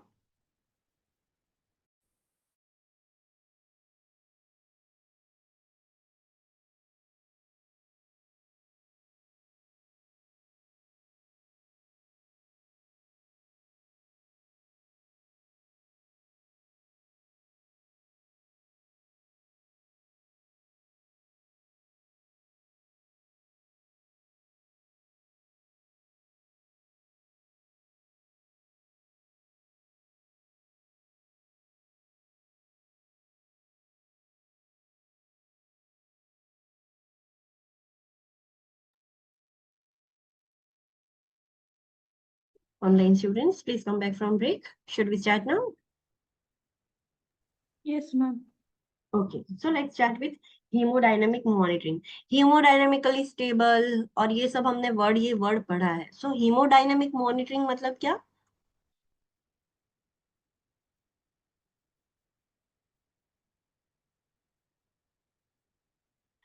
बर्न्स के बाद पेशेंट जब तक हीमोडायनेमिकली स्टेबल नहीं हो जाता हमें उसको स्टेबल करना पड़ता है. हीमोडायनेमिक मतलब क्या? बर्न्स में मेजर प्रॉब्लम क्या होता है, बर्न्स वाले पेशेंट में उनकी डेथ क्यों होती है, बर्न्स की वजह से हो जाती है. नो. तो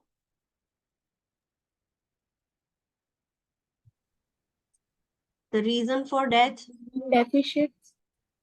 fluid deficiency. So hypovolemia, hypovolemic shock की वजह से डेथ होती है. So that is why it is very important to replace the fluid. Patient को हीमोडायनेमिकली स्टेबल करना, that is our main goal. So hemodynamic का मतलब क्या होता है? यहाँ पर हीमोडायनेमिक मॉनिटरिंग है, मतलब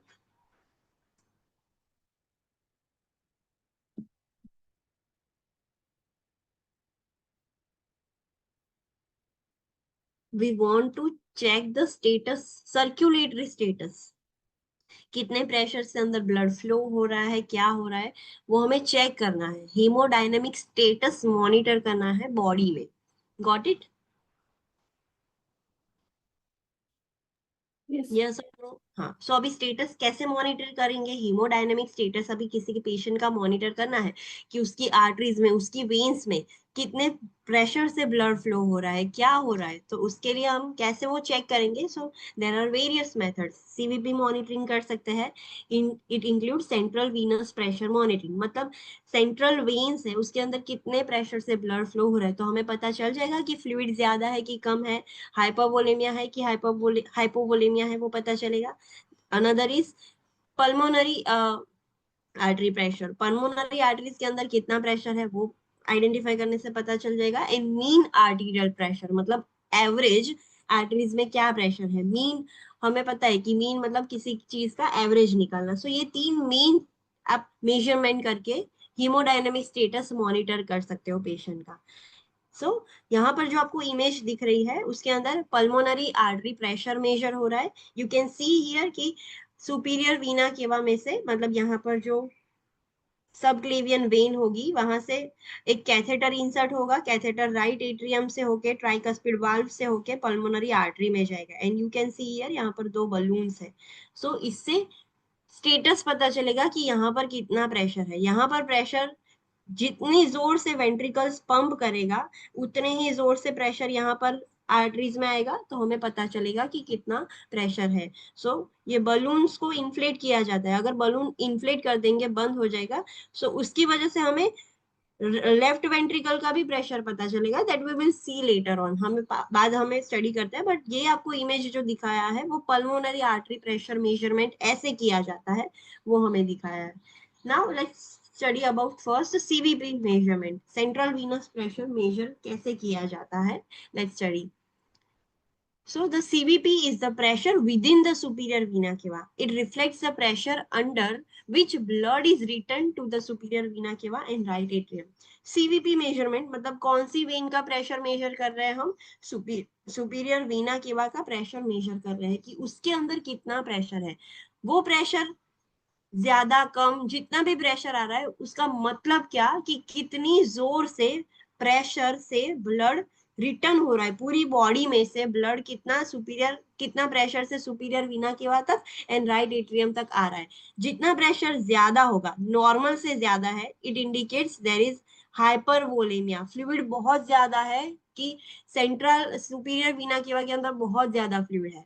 अगर प्रेशर कम होगा नॉर्मल से, नॉर्मल इज 3 to 8, अगर 3 से कम है सो इट इंडिकेट्स कि बॉडी में सफिशिएंट फ्लूइड ही नहीं है कि उतने प्रेशर से सुपीरियर वीना केवा तक आ रहा है. Got it? Okay. So CVP measurement से हमें पता चलता है कि सुपीरियर वीना केवा तक कितना प्रेशर से ब्लड आ रहा है, राइट एट्रियम तक कितना प्रेशर से ब्लड आ रहा है. CVP is measured with a central Venus line in the superior Veena केवा. हम सीवीपी जो लाइन लेते हैं पेशेंट को, उससे भी हम मेजर कर सकते हैं. सीवीपी लाइन से हम सीवीपी मॉनिटरिंग, प्रेशर मॉनिटरिंग करते हैं, सो उससे करा जा सकता है. Normal CVP pressure ranges approximately between 3 to 8 mm of Hg. Superior Veena केवा में प्रेशर कितना होता है? 3 to 8 mm of Hg pressure होता है. An elevated CVP indicates increase in the blood volume as a result of sodium and water retention, excessive IV fluids, alteration in fluid balance और kidney failure. अगर ये CVP elevate होगा इसका मतलब कि blood volume, circulating volume, haemodynamic status patient का बढ़ गया है. क्यों? सोडियम वाटर रिटेंशन की वजह से, एक्सेसिव आईवी फ्लूइड्स की वजह से, फ्लूइड इम्बैलेंस हुआ है, या किडनी फेल हो गई है, हार्ट फेल हो गया है, लीवर फेल हो गया है, कुछ भी रीजन से बॉडी में फ्लूइड बढ़ गया है. अगर सीवीपी ज्यादा आ रहा है तो. CVP कम आ रहा है, it indicates decrease in the circulating blood volume, may be a result of fluid imbalance, dehydration like hemorrhage है, severe vasodilation हो गया है, pooling of blood in the extremities that limit the venous return. CVP कम है उसका मतलब haemodynamic status patient का poor है, सर्कुलेटिंग ब्लड वॉल्यूम अच्छा नहीं है, कम है। क्यों हुआ है? फ्लूइड इम्बैलेंस हुआ है, लाइक डिहाइड्रेशन हो गया है पेशेंट को, हेमरेज हुआ है, ब्लड लॉस हुआ है, सीवियर वेजोडाइलेशन हो गया है, सो उसकी वजह से भी प्रेशर कम हो जाता है। ब्लड पुलिंग एक्सट्रीमिटीज में ही है, जो वीनस रिटर्न होना चाहिए, हार्ट तक आना चाहिए, वो आ नहीं रहा है। So this could be a reason कि सीवीपी कम हो जाए। CVP measurement is susceptible to positioning of a client based transducer and should be monitored and used to monitor trends and not used for one time measurement. Yes, CVP measurement है वो change होता रहेगा, जैसे ही client position change करेगा CVP change होगा। Supine position में अलग आएगा, स्टैंडिंग पोजीशन में कम होगा, बिकॉज प्रेशर नीचे की तरफ ग्रेविटी की तरफ वर्क हो रहा है। सो पोजीशन के अकॉर्डिंग भी सीवीपी मेजरमेंट चेंज होता है। बेड के अकॉर्डिंग, ट्रांसड्यूसर के अकॉर्डिंग, जो आप मॉनिटरिंग डिवाइस यूज कर रहे हो उसके अकॉर्डिंग भी उसका चेंज होता रहेगा। सो ऐसा नहीं है कि अचानक से, लाइक राइट नाउ जो हम बीपी कैसे मॉनिटर करते हैं, एक बार बीपी लिया that is okay. CVP monitoring ऐसा नहीं किया जा सकता, एक ही बार लिया एंड जो प्रेशर आया, it is not accurate CVP. CVP trends में लिया जाता है, ऐसे ग्राफ में लिया जाता है कि कितना इंक्रीज डिक्रीज क्या हो रहा है, बिकॉज पेशेंट मूव होगा, चेंज करेगा पोजिशन, सीवीपी इंक्रीज डिक्रीज होता है। सो उसको ग्राफ के ट्रेंड्स के अंदर लिया जाता है। आपने वो पल्मोनरी आर्टरी जो प्रेशर मॉनिटरिंग है वो देखा है, कैसा ग्राफ में है? Let me show you again. ये कैसा है? मॉनिटरिंग ग्राफ में है ना, वैसे ग्राफ में लिया जाता है, एक ही बार सिंगल मॉनिटरिंग में नहीं किया जाता है। Got it? यस और नो? ओके अभी सीवीपी मेजरमेंट करना कैसे होता है? How to measure the CVP? Let's study about it. The right atrium is located at the mid axillary line at the fourth intercostal space. जो right atrium होता है heart में, वो कहां पर लोकेटेड होता है? चलो, बाहर से हमें कैसे पता चलेगा राइट एट्रियम कहां पर है?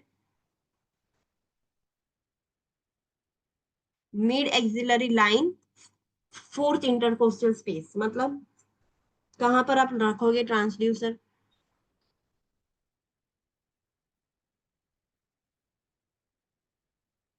मिड एक्सिलरी लाइन मतलब कहां पर? मिड एक्सिलरी जगह कहां पर होती है?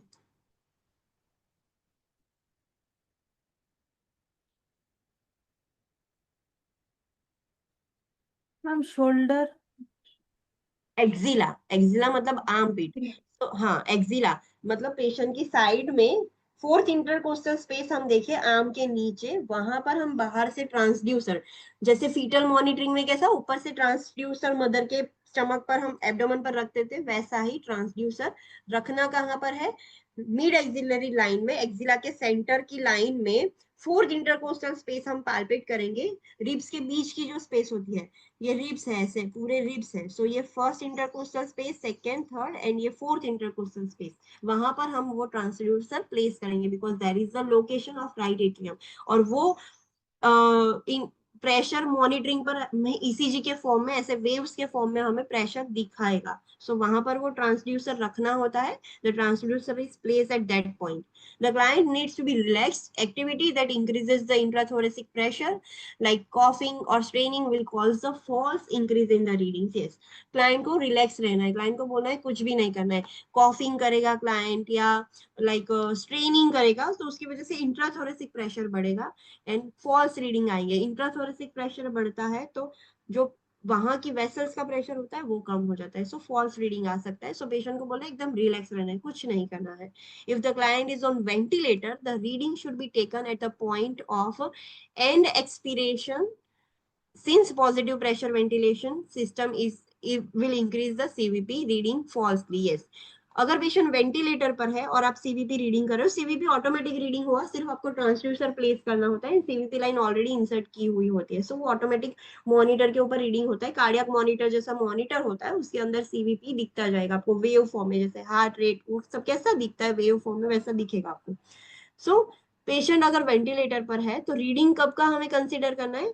जब एक्सहेल कर दे पेशेंट, बिकॉज इंस्पिरेशन के वक्त वेंटिलेटर प्रेशर से एयर अंदर भेजता है, एक्सपिरेशन वक्त भी अंदर लंग्स के अंदर प्रेशर जनरेट होता है कि सारी हवा निकल जाए, सो प्रेशर की वजह से फॉल्स रीडिंग आ सकते हैं। सो जब पेशेंट एक्सहेल कर दे एंड इनहेल करे, उसके बीच का जो पीरियड होता है तब का हमें मॉनिटरिंग कंसीडर करना है। एंड एक्सपिरेशन, एक्सपिरेशन खत्म होने के बाद का जो मॉनिटरिंग आता है दैट इज एक्यूरेट, बिकॉज बीच में इनहेलेशन एंड एक्सहेलेशन के वक्त फॉल्स रीडिंग आ सकते हैं। To maintain patency of central venous line, a continuous small amount of fluid is delivered under pressure. Yes, CVP line हमें चालू रखनी है। तो जो सीवीपी लाइन ली हुई है पेशेंट के नेक में से डाली है या कहीं से भी, तो उसमें से छोटा छोटा फ्लूइड हमें चालू रखना है कि सीवीपी जो लाइन है सेंट्रल वीनस लाइन वो ब्लॉक ना हो जाए, ऑक्लूड ना हो जाए। पेटेंसी मेंटेन करने के लिए आईवी फ्लूइड्स थोड़ा थोड़ा स्लोली स्लोली देंगे, ज्यादा नहीं देंगे, वरना ज्यादा देंगे तो अगेन प्रेशर इंक्रीज हो जाएगा। आईवी फ्लूइड ज्यादा होगा तो प्रेशर इंक्रीज हो जाएगा। सो इतना छोटा अमाउंट देना है कि उसकी पेटेंसी मेंटेन रहे, एंड ये सब मॉनिटरिंग होता रहेगा। Got it? कैसे मॉनिटर किया जाता है CVP? Yes. Okay, next is pulmonary artery pressure monitoring. Pulmonary artery का pressure monitor करना है. So a pulmonary artery catheter is used to measure the right heart and indirect left heart pressures. Pulmonary artery का catheter जो हमने पहले image में देखा कि कैथेटर इंसर्ट करके मेजर करते हैं। सो पल्मोनरी का प्रेशर आप चेक करोगे, सो ऑटोमेटिकली आपको पता चलेगा कि राइट हार्ट में, राइट साइड के हार्ट में कितना प्रेशर है, एंड इनडायरेक्टली लेफ्ट साइड के हार्ट का भी प्रेशर हमें पता चलेगा। Pulmonary artery wedge pressure, PAWP, उसके 3 नाम है। ये तीनों का मतलब एक ही होता है, PAWP, PAOP, PCWP, सबका मतलब एक ही होता है। pulmonary artery wedge pressure, also known as pulmonary artery occlusive pressure and pulmonary capillary wedge pressure। ये जो मेथड है उससे हमें लेफ्ट साइड के हार्ट का प्रेशर पता चलेगा। लेफ्ट साइड के हार्ट में कितना प्रेशर है लेफ्ट हार्ट में वो हमें पता चलता है using PAWP method, PAOP method and PCWP method. तीनों का मतलब एक है। The measurement is obtained during momentary balloon inflation of the pulmonary artery catheter and reflects the left ventricular and diastolic pressure। ये तीनों चीज लेफ्ट साइड मेजरमेंट के लिए यूज होती है। तो करना क्या होता है, जो हमने कैथेटर इंसर्ट किया होता है उसमें बलून आपने देखा था, सो वो बलून को इन्फ्लेट कर देंगे, बलून फूल जाएगा। नॉर्मली हार्ट में जो ब्लड सर्कुलेशन है वो कैसे होता है, राइट एट्रियम से राइट वेंट्रिकल में जाएगा, राइट वेंट्रिकल में से पल्मोनरी आर्टरी में जाता है, पल्मोनरी आर्टरी में से लंग्स में जाएगा, लंग्स से होकर left atrium and then left ventricle, ऐसे ब्लड सर्कुलेशन फ्लो होता है। अभी हम यहाँ पर बलून इन्फ्लेट कर देंगे, सो वो जो ब्लड सर्कुलेशन है टेम्पररी पीरियड के लिए ये आगे नहीं जा पाएगा, राइट वेंट्रिकल का आगे नहीं जा पाएगा। एंड हमें जो लेफ्ट वेंट्रिकल है एंड डायस्टोलिक, डायस्टोल होने के बाद, डायस्टोल मतलब रिलैक्स हो गया है, अब कॉन्ट्रैक्ट होने वाला है। सिस्टोलिक, सिस्टोलिक का मतलब कॉन्ट्रैक्शन होना, डायस्टोलिक मतलब रिलैक्स होना। रिलैक्स होने के बाद वेंट्रिकल्स फिर से फिल होंगे एंड देन वो फिर से कॉन्ट्रैक्ट होंगे। सो फिल हो जाने के बाद यहाँ पर जितना ब्लड है, वेंट्रिकल्स फुल हो जाएंगे, सो उतना प्रेशर एक्सर्ट होगा लेफ्ट एट्रियम पर, और उतना ही लंग्स में, और ऑटोमेटिकली यहाँ पर प्रेशर होगा। सो बलून फुलाने के वजह से हमें आगे कितना प्रेशर है, पल्मोनरी आर्टरी के आगे, lungs, right left atrium and left ventricle में कितना प्रेशर है वो पता चलेगा। सो इसीलिए इनडायरेक्टली हमें आगे का प्रेशर भी पता चलता है। Got my point? पता चल रहा है कि कंफ्यूजन हो रहा है? यस और no? Ma'am once more please. Okay okay, pulmonary artery में हमने बलून फुला दिया, ये पल्मोनरी आर्टरी हमने बलून इन्फ्लेट करके उसको ब्लॉक कर दिया है। अभी आगे ये ब्लड जा नहीं पाएगा, सो यहाँ तक जो भी प्रेशर होगा वो किसका होगा, लेफ्ट साइड का होगा। लेफ्ट वेंट्रिकल फुल हो गया है, चलो वो भर गया है, सो जितना उसके पास प्रेशर है, ज्यादा ब्लड है, वो उतना ही प्रेशर लेफ्ट एट्रियम के ऊपर एक्सर्ट करेगा। लेफ्ट एट्रियम भी फुल है तो उतना ही प्रेशर लंग्स पर जाएगा, लंग्स भी फुल है तो उतना ही प्रेशर पल्मोनरी आर्टरी पर जा रहा है। सो इनडायरेक्टली हमें यहाँ से आगे, जहां पर बलून हमने इन्फ्लेट किया है उसके आगे कितना प्रेशर है वो हमें पता चल रहा है। एंड आगे का मतलब क्या, left atrium and left ventricle में कितना प्रेशर है वो हमें पता चलेगा बलून इन्फ्लेट करने के बाद। अगर बलून डिफ्लेटेड रखोगे तो हमें आगे का प्रेशर नहीं पता चलेगा, वो वापस आ रहा है, सो आगे का प्रेशर हम मेंटेन नहीं कर पा रहे। आगे का प्रेशर मेजरमेंट करने के लिए बलून को इन्फ्लेट करना बहुत जरूरी है। एंड जो मेथड है उसका नाम है PAWP, wedge pressure. Wedge pressure मतलब हम बलून फुला के ब्लॉक कर रहे हैं। देखो दूसरा नाम क्या है, ऑक्लूसिव, मतलब हम ऑक्लूड कर रहे हैं पल्मोनरी आर्टरी को। एंड वेज प्रेशर मतलब वेज करना मतलब ऑक्लूड करना। सो तीनों का मतलब सेम है, हम बलून फुलाकर circulation occlude कर रहा है for temporary period and we are measuring the pressure of left side of the heart. Got it?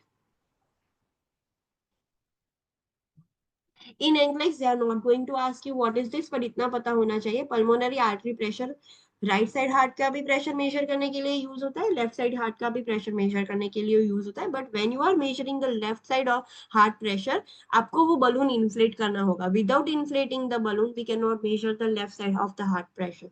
Left side का पता नहीं चलेगा, राइट साइड का पता चल जाएगा, बट लेफ्ट साइड का मेजर करने के लिए बलून को इन्फ्लेट करना होगा, ब्लड को ब्लॉक करना होगा।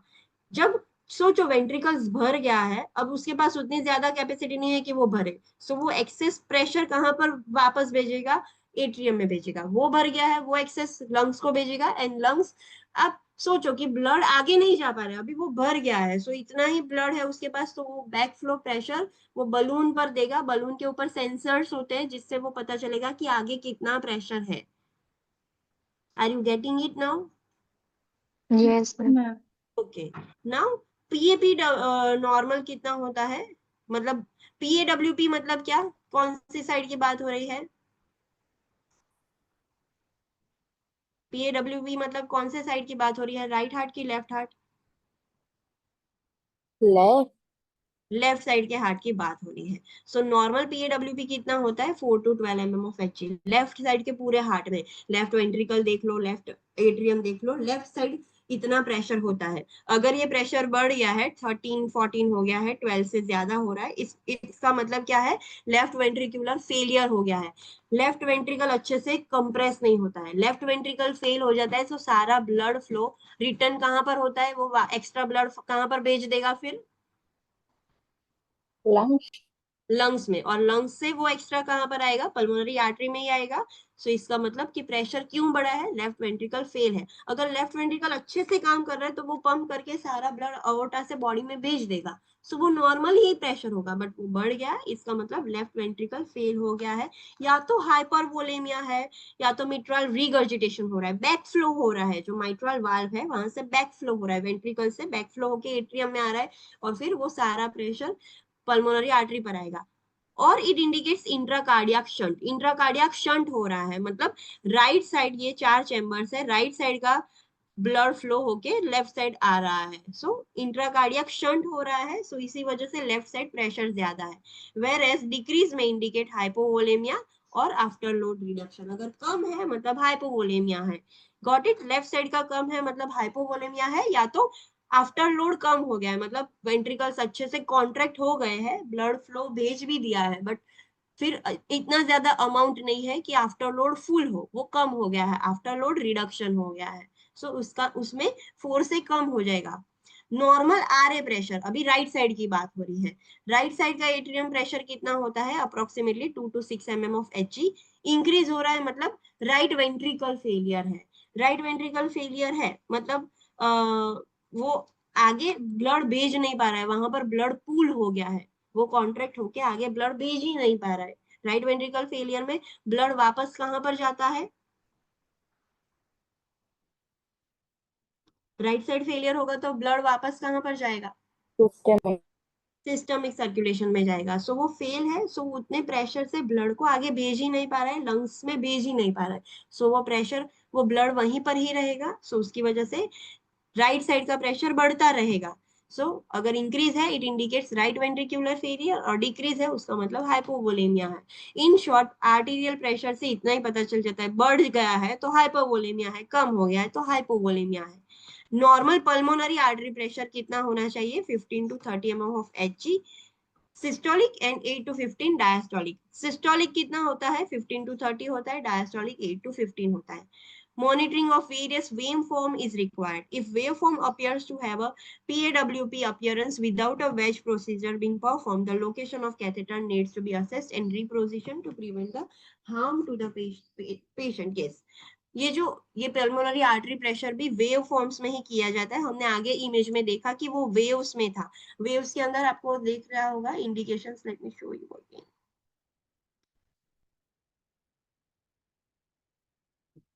ये आपको वेव फॉर्म्स दिख रहा है. सो आपको ये प्रेशर दिख रहा होगा 20 to 30 के बीच में है. मतलब यहाँ पर 35 है, फिर अचानक से 10 हुआ, फिर 15 हुआ. ये आपको वेव फॉर्म्स में दिख रहा है. सो उससे आपको पता चलता है डायस्टोलिक सिस्टोलिक कितना प्रेशर है. वो सिंगल मॉनिटरिंग में नहीं होता है, वो ऑलवेज वेव फॉर्म में होता है. इंक्रीज डिक्रीज उससे पता चलेगा.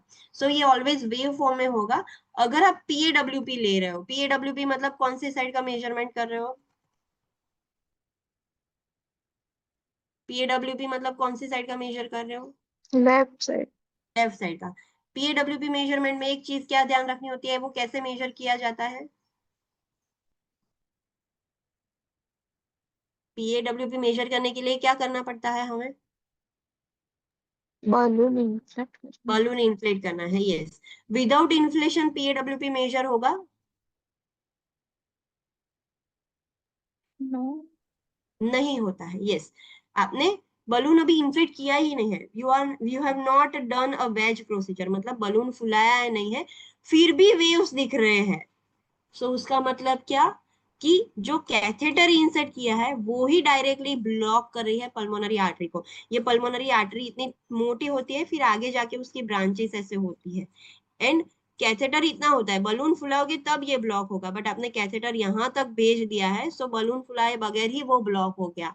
सो without doing a wedge procedure, without inflating a balloon, फिर भी आपका PAWP वेव फॉर्म दिख रहा है. उसका मतलब आपने आगे भेज दिया है कैथेटर, कैथेटर से ही पल्मोनरी आर्टरी ब्लॉक हो गई है. एंड आपको फिर उसको रिपोजिशन करना होगा, वापस लाना होगा, वरना पेशेंट को हार्म हो सकता है. विदाउट इन्फ्लेशन ही ब्लॉक हो जाएगा ब्लड फ्लो, तो पेशेंट को प्रॉब्लम होगा. सो ये चीज याद रखनी है. PAWP आप बलून फुलाए बगैर ही उसके वेव फॉर्म आ रहे हैं, इट डायरेक्टली इंडिकेट्स कि आपका कैथेटर रॉन्ग जगह पर है. आपको उसको रिपोजिशन करना है, पीछे खींचना है. वो छोटी छोटी आर्टरी में चला गया है, आपको पीछे खींच के मेजर आर्टरी में लाना है.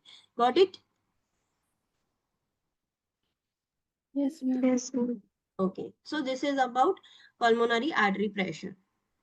Next is mean arterial pressure. Mean मतलब हम एवरेज निकालते हैं, किसी भी चीज का एवरेज निकालना हम उसको मीन बोलते हैं. सो आर्टरी में कितना एवरेज प्रेशर होता है, an approximation of the average pressure in the systemic circulation throughout the cardiac cycle. जो अओर्टा है, ये हार्ट है, उसमें से पंप होकर अओर्टा में से निकल रहा है. सो ये आर्टरी है. सो उसके अंदर एवरेज कितना प्रेशर होता है एक कार्डियक साइकिल पर, एवरेज अओर्टा के अंदर कितना प्रेशर होगा, that is mean arterial pressure. And average 70 to 100 mm 105 mm of Hg pressure होता है आर्टरी में. जब हार्ट कॉन्ट्रैक्ट करता है तब इतना प्रेशर होता है. This is the average arterial pressure. Got it? इसमें कुछ मेजर चीज नहीं है कि ये मीन आर्टीरियल प्रेशर इतना होता है. सो ये तीनों चीज से हमें पेशेंट का हीमोडायनेमिक स्टेटस पता चलेगा, वेदर देयर इज हाइपरवोलेमिया और हाइपोवोलेमिया.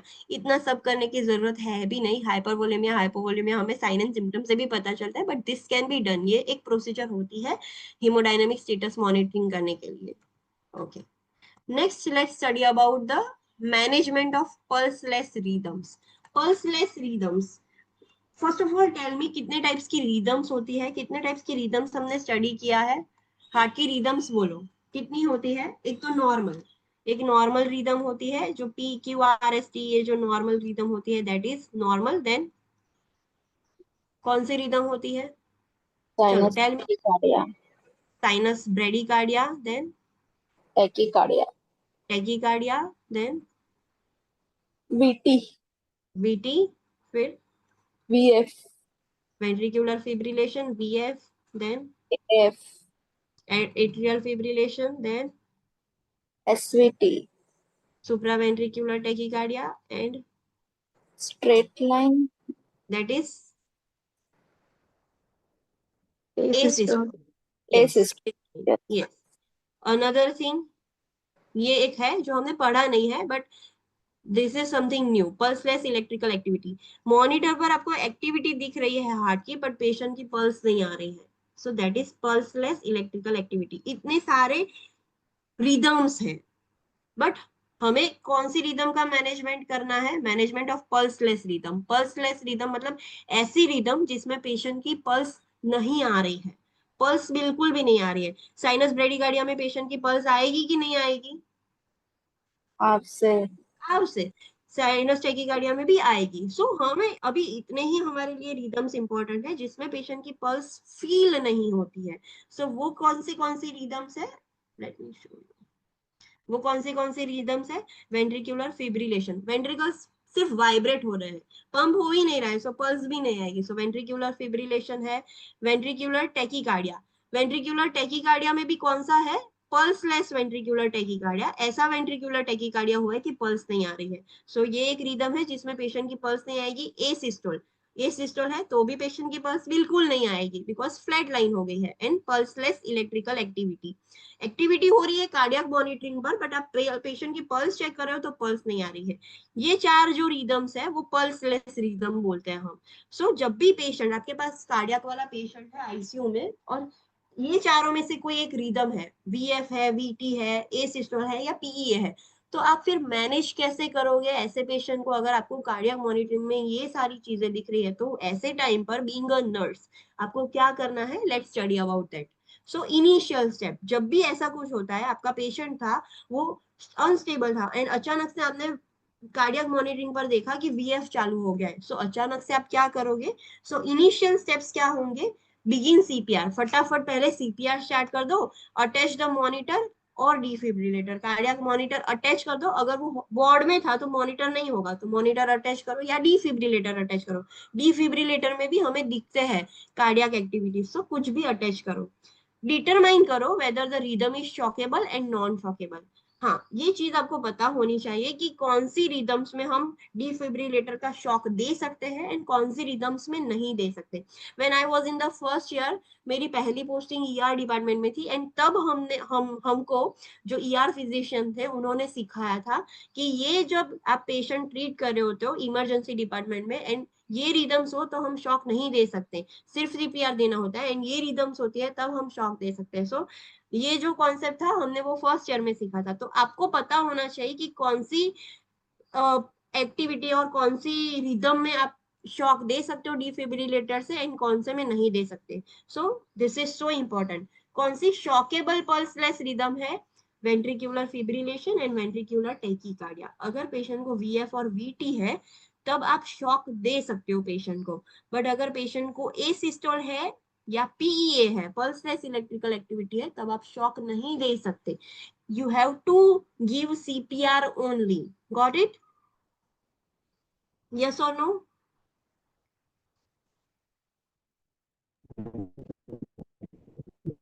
ऑनलाइन स्टूडेंट्स, पता चला कि नहीं? ये इंपॉर्टेंट है, ये आपको याद रखना होगा। Which is shockable pulseless rhythm and which is non shockable.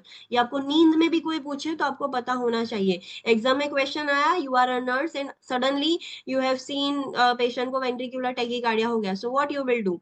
Option में आपको दिया है सीपीआर है, डिफिब्रिलेटर है, तो आपको पता होना चाहिए कि you can give defibrillator. PEA है तो आप डिफिब्रिलेटर से शॉक नहीं ले सकते, ये आपको पता होना चाहिए।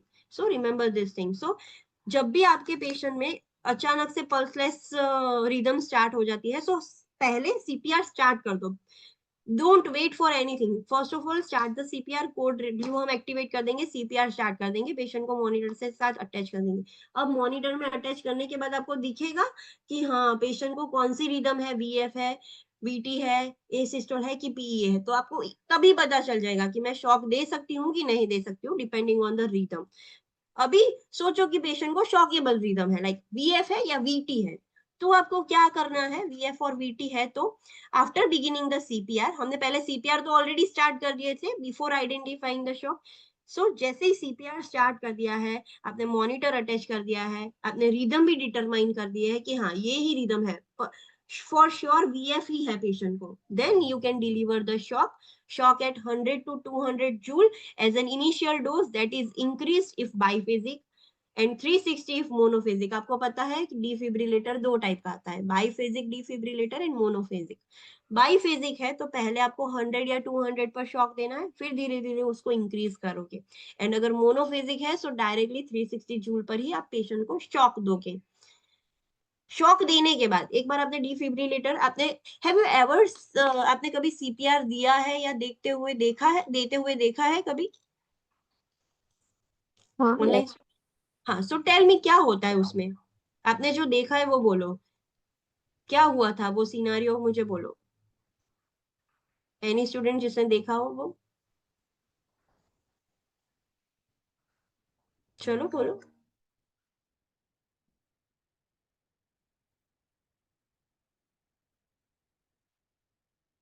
क्या होता है, देखा है तो बोलो आपने क्या देखा था, चलो। This is so important. ये आपको ये आपको आना ही चाहिए। आप कहीं पर भी जॉब करने जाओगे, आपको सीपीआर रिलेटेड तो पता होना ही चाहिए ये चीजें। This is so important. First CPR આપે પછી શોક આપ્યા પછી અગેન સીપીઆર આપવાના અને છે ને આઈવી એડમિનિસ્ટ્રેશન મેડિકેશન બી આપે છે એટ્રોપિન ને આઈવી सो ફ્લુઇડ બી जैसे ही, जस्ट इमेजिन आपके पास एक पेशेंट आया है, इमरजेंसी में आया, चलो वार्ड में एडमिटेड नहीं था, कहीं पर भी नहीं था, आप इमरजेंसी नर्स हो, पेशेंट अनकॉन्शियस हो क्या आया है, आपने चेक किया, इमीडिएटली पल्स नहीं आ रहा था, आपने सीपीआर स्टार्ट कर दिया। एक एक पर्सन है वो आपकी हेल्प में है, उसने मॉनिटर लगाया, वो सब किया, आपने सीपीआर दिया। मॉनिटर में आपने देखा कि पेशेंट को तो वीएफ है, मॉनिटर में दिखा रहा है वीएफ है, मतलब आप शॉक दे सकते हो, वीएफ या वीटी हो तब आप शॉक दे सकते हो।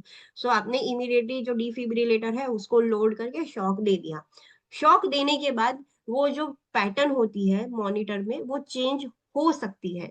सो अगेन शॉक देने के बाद आपको वेट नहीं करना है, सीपीआर तो स्टार्ट रखना है, फिर से मॉनिटर में देखना है कि अभी भी वीएफ ही है कि चेंज हुई है।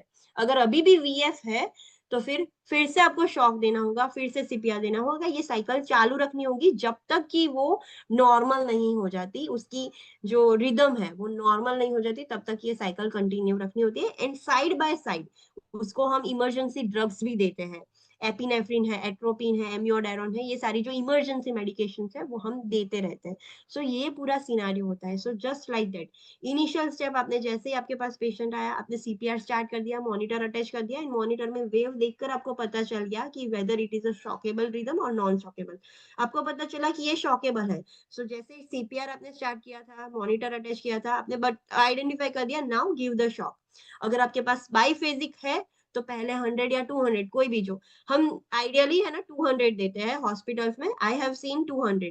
सो 200 देना है एंड देन फिर आप सेकेंड अगर शॉक दे रहे हो तो इंक्रीज करोगे। अगर आपके पास मोनोफेजिक है तो सीधा 360 जूल से आप शॉक देते हो। शॉक देने के बाद फिर से सीपीआर कंटिन्यू करना होता है। एंड अगर हम आईवी लाइन नहीं है, वो पेशेंट हमारे पास ईआर में आया है तो पहले से आईवी लाइन नहीं होगी, एडमिटेड होता है तो आईवी लाइन होती है। सो अगर आईवी लाइन नहीं है सो आईवी लाइन एस्टेब्लिश करो या इंट्रा ऑसियस लाइन एक्सेस करना है। इंट्रा ऑसियस मतलब कहाँ पर देना है इंजेक्शन, नहीं, कहाँ पर? Between muscle. No, that is IM. At knee side, knee. Knee side मतलब डायरेक्टली हम बोन्स में दे रहे हैं, सीधा बोन्स, हाँ। इंजेक्शन बोन्स में देंगे। इंट्राऑशियस मतलब ऑस्टियस वर्ड बोन्स के लिए यूज होता है। सो ऐसे जो पेशेंट होते हैं, सोचो पल्सलेस इलेक्ट्रिकल एक्टिविटी है, मतलब हार्ट इतने अच्छे से पंप नहीं कर रहा है, so there might be possibility कि आप आईवी एक्सेस नहीं कर पाओगे, वेन्स अच्छे से आएगी नहीं। So we don't have to waste our time, immediately सीधा बोन्स के अंदर बोन मैरो होता है, वो भी उतनी ही स्पीड से पूरी बॉडी में ब्लड पहुंचाएगा। सो डायरेक्टली इंट्राऑशियस एडमिनिस्ट्रेशन कर सकते हो। अगर पहले से आईवी लाइन नहीं है तो, इफ नॉट प्रीवियसली डन, तो हमें आईवी देखना है, आईवी नहीं आ रही है तो इंट्राऑशियस देना है, पहले प्रायोरिटी आईवी पर ही होंगे, आईवी नहीं आ रही है तो इंट्राऑशियस देना है। Analyse the rhythm, if shockable shock again. फिर हमने क्या किया, शॉक दिया, सीपीआर दिया, मेडिसिन दी, फिर से हमने रिदम मॉनिटर पर देखी, अभी भी वो शॉकेबल रिदम है तो फिर से शॉक दो, जब तक कि वो नॉर्मल नहीं हो जाती तब तक ये चालू रखनी है cycle. Prepare to administer epinephrine 1 mg every 3 to 5 minutes as prescribe. Epinephrine 1 mg हर 3 से 5 मिनट तक देनी है जब तक ये वो पेशेंट स्टेबल नहीं हो जाता. And advance airway should be considered and capnography should be used to determine CPR quality. Yes, हमें आपने देखा होगा सीपीआर, सिर्फ सीपीआर देने से काम नहीं बनता है, हमें हम वो पेशेंट को इंट्यूबेट करते हैं, अम्बू बैग से भी ब्रीथिंग भी देते हैं. सो एडवांस एयरवे भी एस्टेब्लिश करना होगा. एंड एडवांस एयरवे एक बार कर दिया आपने, इंट्यूबेट कर दिया पेशेंट के ट्रेकिया में, ईटी ट्यूब डाल दी, तो उसके ऊपर कैप्नोग्राफी लगाना होता है CO2 देखने के लिए. सो आप जैसे ही सीपीआर कंप्रेस करोगे, लंग्स भी कंप्रेस होंगे, so oxygen in and out होगा. सो आपको पता चलेगा कि आप सीपीआर की क्वालिटी कैसे दे रहे हो. आप थोड़ा थोड़ा पुश करोगे तो उससे कुछ काम का नहीं है. सो अगर आपका इफेक्टिव सीपीआर होगा, सो लंग्स का जो CO2 है वो भी बाहर निकलेगा. एंड वो जो कैप्नोग्राफ आपने लगाया है उसमें आपको दिखेगा कि CO2 निकल रहा है. दैट विल टेल यू कि आपकी सीपीआर की क्वालिटी अच्छी है, आप अच्छे से कर रहे हो. अगर कैप्नोग्राफी में CO2 एक्सेल ही नहीं हो रहा है, दैट इंडिकेट्स आपकी सीपीआर की क्वालिटी बहुत खराब है. Got it? पता Yes. चला? हाँ, सो ये सब चीजें करनी होती है. Now let's see.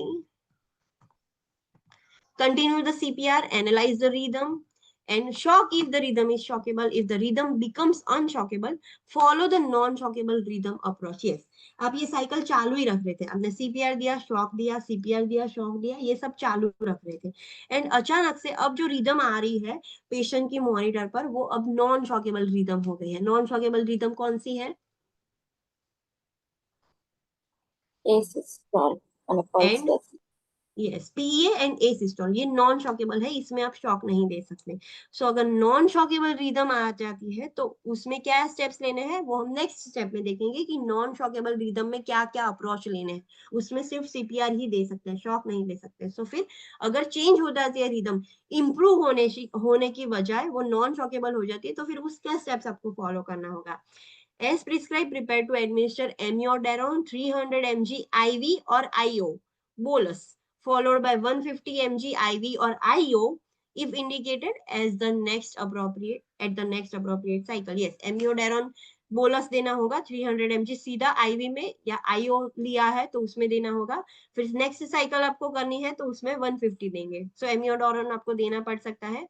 Consider reversible causes which includes 5H and 5T. ये 5H और 5T आपको पता होने चाहिए. ये 5H and 5T ये रिवर्सिबल कॉजेस है. यस, समटाइम्स क्या होता है, ये जो कॉजेस है 5H, first is hypoxia, second is hypovolemia, third is hydrogen ion. उसका मतलब क्या, हाइड्रोजन आयन इंक्रीज हो गया, उसका मतलब क्या, एसिडोसिस की बात हो रही है. So third H hydrogen ions, increase hydrogen ions. Fourth is hyperkalaemia और हाइपोकैलेमिया. एंड फिफ्थ वन क्या होता है, फिफ्थ है that is temperature, hypothermia. Hypothermia है, ये टेम्परेचर है. ये 5H है, इसमें हाइपर और हाइपो अलग अलग करके दिया है, बट ये 5 है. Hypoxia, hypovolemia, increase hydrogen ions, hyperkalemia और हाइपोकैलेमिया कोई भी है, एंड हाइपोथर्मिया है. ये 5H आपको आइडेंटिफाई करने हैं. ये 5H की वजह से पेशेंट को ये प्रॉब्लम हो सकता है. फिर आप कितना भी CPR दोगे, कितना भी लाइक शॉक दोगे, वो पेशेंट ठीक नहीं होगा जब तक कि ये सारी चीजें ठीक नहीं होगी. सो ये आइडेंटिफाई करो कि इसमें से 5 में से कुछ प्रॉब्लम है कि नहीं. अगर ये 5H आप ठीक कर दोगे, रिवर्स कर दोगे, सो पेशेंट बच जाएगा. Understand what I am trying to say? Yes और नो? Yes, ma'am. हाँ, सो ये 5 जो रिवर्सिबल कॉज है, ये कॉज हम रिवर्स कर सकते हैं. हाइपोक्सिया है तो हम ऑक्सीजन देके उसको ठीक कर सकते हैं. हाइपोवोलेमिया है तो IV फ्लूइड्स देके ठीक कर सकते हैं. एसिडोसिस है तो बाइकार्ब देके हम ठीक कर सकते हैं. हाइपो भी हम ट्रीट कर सकते हैं, हाइपोथर्मिया भी हम ठीक कर सकते हैं. सो ये रिवर्सिबल कॉजेज है. अगर आप उसको रिवर्स कर दोगे तो आपके पेशेंट बच सकता है, आपका पेशेंट आप बचा सकते हो. सो ये 5H और 5T आपको देखने हैं, उसको रिवर्स कर सकते हैं. 5T कौन से है, first is tension pneumothorax, then tamponade. कौन सा टेम्पोनेड, कार्डियक टेम्पोनेड की बात हो रही है. टेंशन न्यूमोथोरेक्स की वजह से भी हो सकता है समटाइम्स प्रॉब्लम. सो अगर वो आप ठीक कर दोगे तो पेशेंट को आप बचा सकते हो. कार्डियक टेम्पोनेड हुआ है.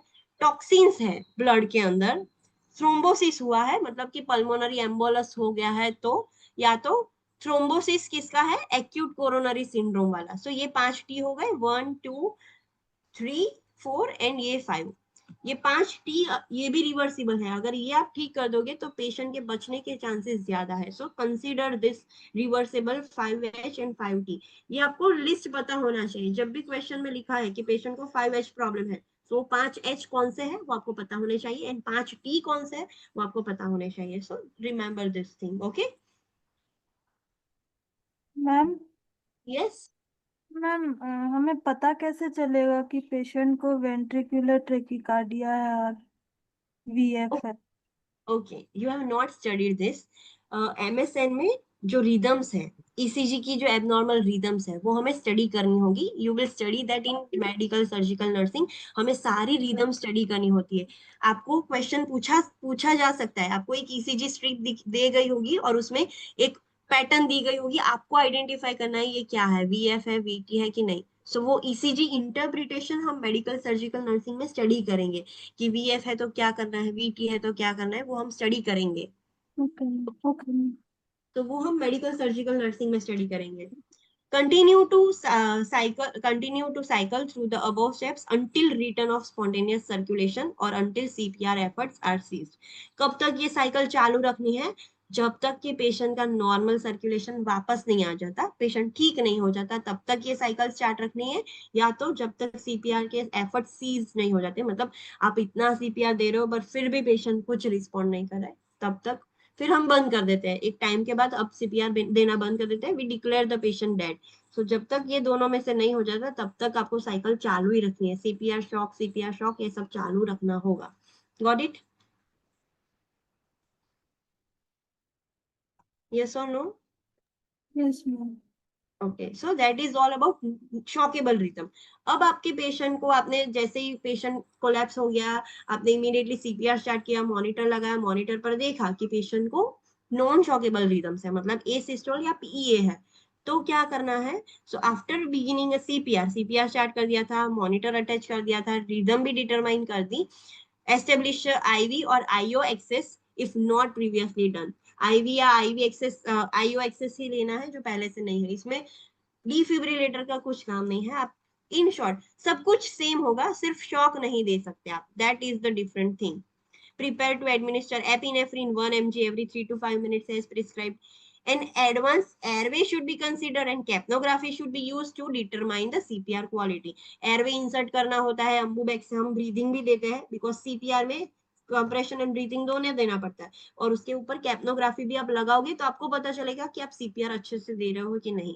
कंटिन्यू CPR कंटिन्यू करते ही रहना है हमें, and analyze the rhythm and follow the shockable rhythm approach if the rhythm becomes shockable. A systole था, आप CPR दे कर रहे थे, सिर्फ CPR ही दे रहे थे और अचानक से रिदम चेंज हो गई है, VF हो गया, VT हो गया, तो नाउ हमें पता है कि अब हम शॉक दे सकते हैं।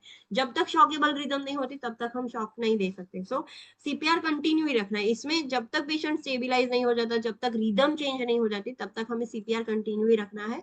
एंड अगर अचानक से शॉकेबल रिदम मॉनिटर में दिखती है तो फिर वो शॉकेबल वाला अप्रोच यूज करना है, फिर CPR शॉक दोनों यूज करेंगे। और ये 5T और 5H है, वो चेक करना है, वो हम रिवर्स कर सकते हैं, वो हमारे हाथ में है कि हम उसको ठीक कर सकते हैं। सो अगर आपने ये ठीक कर दिया तो पेशेंट के बचने के चांसेस बढ़ जाएंगे। एंड ये 5T एंड 5H आपको याद रखने हैं, hypoxia, hypovolaemia, hydrogen ions, acidosis, hyperkalaemia और hypokalaemia, hypothermia, tension, pneumothorax, cardiac tamponade, toxins, pulmonary embolus that is thrombosis, and acute coronary syndrome, coronary artery में ही ब्लॉक हो जाएगा, so that is other thrombosis. so ये 5 T's है जो आपको consider करने हैं और वो रिवर्स कर सकते हो।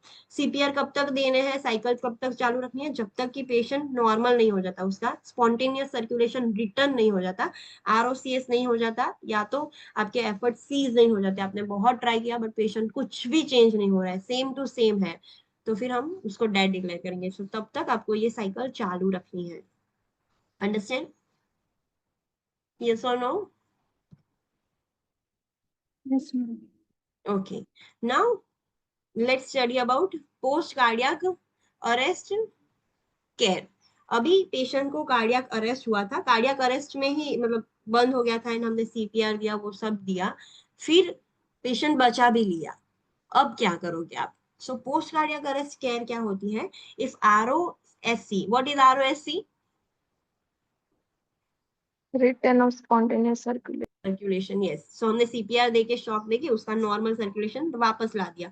सो if ROSC is achieved, advance air placement should be done if not previously established. Oxygen saturation should be maintain greater than 94% and hyperventilation should be avoided. अगर एक बार आरओएसी हो गया और हमने इंट्यूबेट नहीं किया था, चलो हम उसको डायरेक्ट, आपने कभी पेशेंट को देखा होगा कि सीधा वो सीपेप और बाईपेप वाला जो मास्क होता है उससे ही अम्बुबैग से एयरवे देते हैं। सो अगर इंट्यूबेट नहीं किया था, एयरवे एस्टेब्लिश नहीं किया था, तो कर लो अभी। एंड ऑक्सीजन सैचुरेशन मेंटेन रखना है, 94 से ज्यादा रखना है, कम नहीं होना चाहिए। बट ऐसा भी ना हो जाए कि हाइपर वेंटिलेशन हो जाए। सो ये चीजें करनी होती है after you save the patient. If hypotension is present, systolic blood pressure less than 90 mm of Hg, vasopressor and IV fluid boluses are needed. आपने पेशेंट को बचा लिया बट अभी भी पेशेंट हाइपोटेंसिव है, 90 mm of Hg से भी कम है सिस्टोलिक, तो फिर आपको वेजोप्रेसर देने होंगे, आईवी फ्लूइड बोलस में देना होगा। कौन सा आईवी फ्लूइड देते हैं? IV fluid include 1 to 2 litre of NS और एस आरएल। एनएस या आरएल में से कुछ भी दे सकते हो आप, दोनों आइसोटोनिक है। वेजोप्रेसर इंक्लूड कौन से वेजोप्रेसर्स है? एपिनेफ्रिन इन्फ्यूजन देंगे हम, बोलस तो हमने बचाते वक्त दिया था, बट अब एपिनेफ्रिन इन्फ्यूजन देंगे 0.1 to 0.5 mg पर kg पर मिनट, ऐसा इन्फ्यूजन रेट सेट करेंगे। डोपामिन आईवी इन्फ्यूजन दे सकते हैं 5 to 10 mcg पर kg पर मिनट, या तो नॉर एपिनेफ्रिन का इन्फ्यूजन दे सकते हैं 0.1 to 0.5 mcg पर kg पर मिनट। सो वेजोप्रेसर का इन्फ्यूजन इन शॉर्ट स्टार्ट करना है। 12 lead ECG echocardiogram should be done, yes 12 lead वाला ईसीजी हम लगा कर रखेंगे। आपने देखा होगा कार्डियक मॉनिटरिंग पर सिर्फ इतने ही 6 लीड्स लगाते हैं, बट अब ये पेशेंट थोड़ा अनस्टेबल है, अभी उसको बचाया है, सो 12 लीड पूरा ईसीजी हमें निकालना होगा। If the client is following the commands, consider targeted temperature management to preserve the neurological function. IV fluid cooled at 4 degrees Celsius should be used. Yes.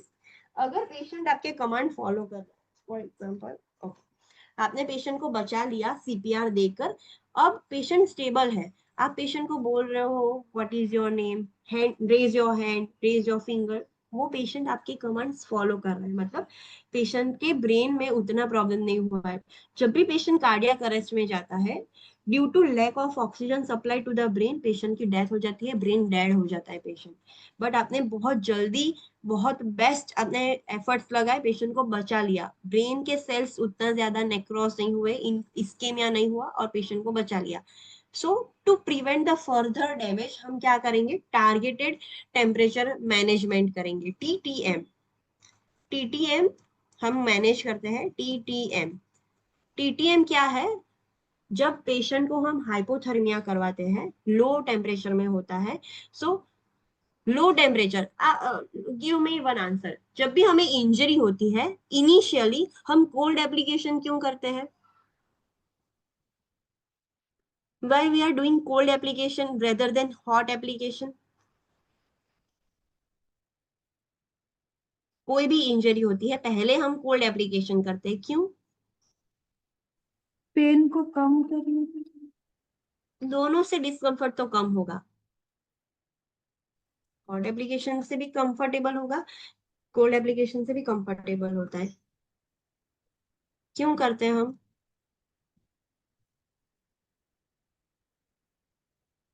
To prevent the inflammatory reaction. Cold application दोगे तो वेजो constriction होगा और inflammatory reaction नहीं होगा, because inflammatory reaction होता है तो बहुत सारे प्रॉब्लम्स हो सकते हैं, वी डोंट वांट कि अभी इन्फ्लामेटरी रिएक्शन हो। सो स्टार्टिंग में फर्स्ट 24 आवर्स कोल्ड एप्लीकेशन करते हैं, फिर हॉट एप्लीकेशन करते हैं कि ब्लड सर्कुलेशन इंप्रूव हो एंड वो हील हो। सो सिमिलरली ब्रेन को ऑक्सीजन नहीं मिल रहा था, ब्रेन के कुछ सेल्स डेड हो गए थे, नेक्रोस हो गए थे due to lack of oxygen supply. अगर अब इन्फ्लामेटरी रिएक्शन होगा तो वो और इतने सेल्स डैमेज हुए थे उसकी जगह इतने सेल्स डैमेज हो जाएंगे, एंड वी डोंट वांट कि ब्रेन फर्दर डैमेज हो। सो इसीलिए हम ब्रेन में, मतलब पेशेंट को हाइपोथर्मिया जानबूझकर करवाते हैं कि इन्फ्लामेटरी रिएक्शन कम हो। Got it?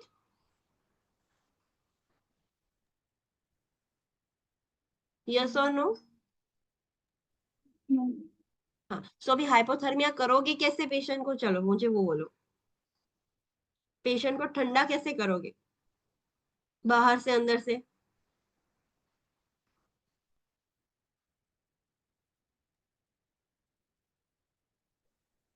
Cool temperature provide कर सकते। ओके, रूम टेम्परेचर डिक्रीज कर देंगे, सो बाहर से ठंडा हो जाएगा, अंदर से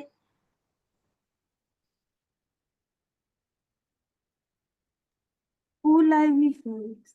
यस, कूल आईवी फ्लूइड्स देके जो नॉर्मल आईवी फ्लूइड्स का जो नॉर्मल टेम्परेचर होता है उससे 4 डिग्री सेल्सियस हम कम कर देंगे, मतलब ठंडा कर देंगे उसको, एंड फिर पेशेंट को एडमिनिस्टर करेंगे। सो पेशेंट हाइपोथर्मिया होगा, कंट्रोल्ड हाइपोथर्मिया।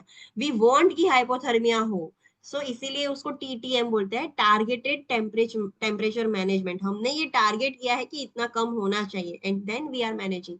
सो टीटीएम करके हम पेशेंट को हाइपोथर्मिया कर रहे हैं to prevent the further damage in the neurological function। हमें न्यूरोलॉजिकल फंक्शन प्रिजर्व करना है, वी डोंट वांट कि और डैमेज हो, इसीलिए हम ये चीज करते हैं। एंड वो करने के लिए हम आईवी फ्लूइड्स को ठंडा करके पेशेंट को देते हैं।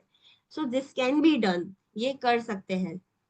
Okay, another, if ST elevation, myocardial infarction, that is TMI, or other form of acute MI is suspected, coronary artery reperfusion should be done and the client should be managed on critical care unit। अभी patient की अचानक से heart rhythm ये change क्यों हो गई, patient क्यों collapse हो गया, पेशेंट को हार्ट अटैक कार्डियक अरेस्ट क्यों हुआ? So there might be possible कि उसको एमआई है, बहुत ज्यादा एमआई हो जाता है तो भी हो सकता है। सो वो हम चेक करेंगे वेदर पेशेंट को एमआई है या कुछ अदर फॉर्म ऑफ एमआई है। अगर वो लगता है कि पेशेंट को एमआई है तो फिर उसकी ट्रीटमेंट स्टार्ट करेंगे, उसका रीपरफ्यूजन, पीटीसीए, सीएबीजी जो भी करना है वो सब हम करेंगे। सो this is post cardiac arrest. एक बार पेशेंट स्टेबल हो जाए फिर हमें चेक करना होता है कि उसको हुआ क्यों, कार्डियक अरेस्ट आया क्यों, कौन से रीजन की वजह से आया, सो वो हम ठीक करेंगे। Got it? ये सारी उसकी गाइडलाइंस है कि आपको क्या रूल्स एंड रेगुलेशंस फॉलो करने होते हैं after cardiac arrest. So there is a link, आपको यहाँ तक ही एग्जाम में पूछेंगे, वो लिंक पर से आपको इन्फॉर्मेशन नहीं पूछते, बट ये गाइडलाइंस है, ये लिंक पर से आपको मिल जाएगा कि आपको क्या करना चाहिए, डूज एंड डोंट्स क्या है आफ्टर कार्डियक अरेस्ट। सो उसमें है सब कुछ। ओके, आज के लिए इतना रखते हैं, let's do a quick revision, this is so important topic. So आज हमने क्या देखा, हीमोडायनेमिक मॉनिटरिंग देखा कि ब्लड का स्टेटस, सर्कुलेटरी स्टेटस मॉनिटर कैसे किया जा सकता है। सो सीवीपी मॉनिटरिंग से पता चलेगा, पल्मोनरी आर्टरी प्रेशर मॉनिटरिंग से पता चलेगा, इन मीन आर्टेरियल प्रेशर से पता चलेगा। ये जो इमेज है वो पल्मोनरी आर्टरी प्रेशर का है, सीवीपी का होगा तो यहाँ तक ही इंसर्ट करेंगे कैथेटर एंड बाहर से ट्रांसड्यूसर लगा देंगे। मीन आर्टेरियल प्रेशर में अओर्टा में इंसर्ट करते हैं एंड उसका अंदर प्रेशर हम चेक करते हैं। सो इन शॉर्ट ऐसे प्रेशर सब चेक किए जाते हैं एंड वो सिंगल एक टाइम पर नहीं लेंगे, जस्ट लाइक बीपी ऐसे नहीं लेते हैं, कंटिन्यूसली वेव फॉर्म में देखना पड़ता है कि कितना है प्रेशर। एक ही बार लिया एंड ये प्रेशर आया नोट डाउन कर दिया, it is not like that.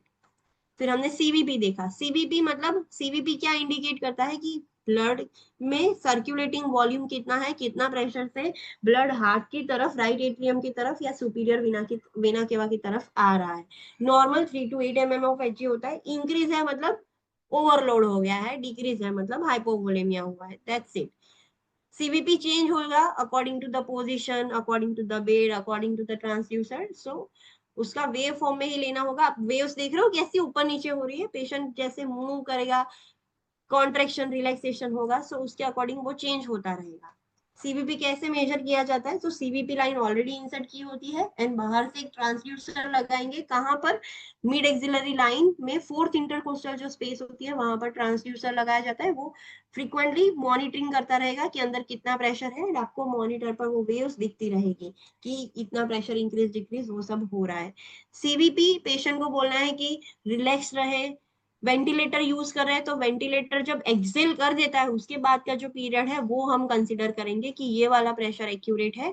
And CVP line block ना हो जाए उसके लिए हम थोड़ा थोड़ा फ्लूइड देंगे, एक्सेस भी नहीं देना है वरना प्रेशर इंक्रीज आएगा। सो थोड़ा थोड़ा फ्लूइड चालू रखना है कि एटलीस्ट वो बंद ना हो जाए। फिर हमने पल्मोनरी आर्टरी प्रेशर मॉनिटरिंग देखा, उसमें एक कैथेटर यूज होता है जो सीधा पल्मोनरी आर्टरी में डाला जाता है। उससे दो चीजें मेजर होती है, राइट साइड का हार्ट का प्रेशर भी मेजर होता है एंड इनडायरेक्टली बहुत लंबी तरह से लेफ्ट साइड का भी मेजर होता है। लेफ्ट साइड का मेजर यूज करते हैं तब हम कौन सा वर्ड यूज करते हैं, PAWP, PAOP एंड PCWP, ये तीनों वर्ड्स है which indicates we are measuring the left side of the heart pressure. इसमें होता क्या है, जो कैथेटर इंसर्ट किया है उसका बलून इन्फ्लेट करना पड़ता है, बलून फुला के जो ब्लड का रास्ता है हम ब्लॉक करेंगे, तभी हमें आगे क्या ब्लड कितना प्रेशर में है वो पता चलेगा। सो PaWP नॉर्मली होता कितना है, 4 to 12 mm ऑफ Hg होता है। अगर वो इंक्रीज हो गया है इट इंडिकेट्स हाइपरवोलेमिया, डिक्रीज हो गया है it indicates hypovolemia. Normal right side का प्रेशर कितना होता है, 2 to 6 mm ऑफ Hg होता है। इंक्रीज हुआ है सो अगेन हाइपरवोलेमिया है, डिक्रीज हो गया है सो हाइपोवोलेमिया।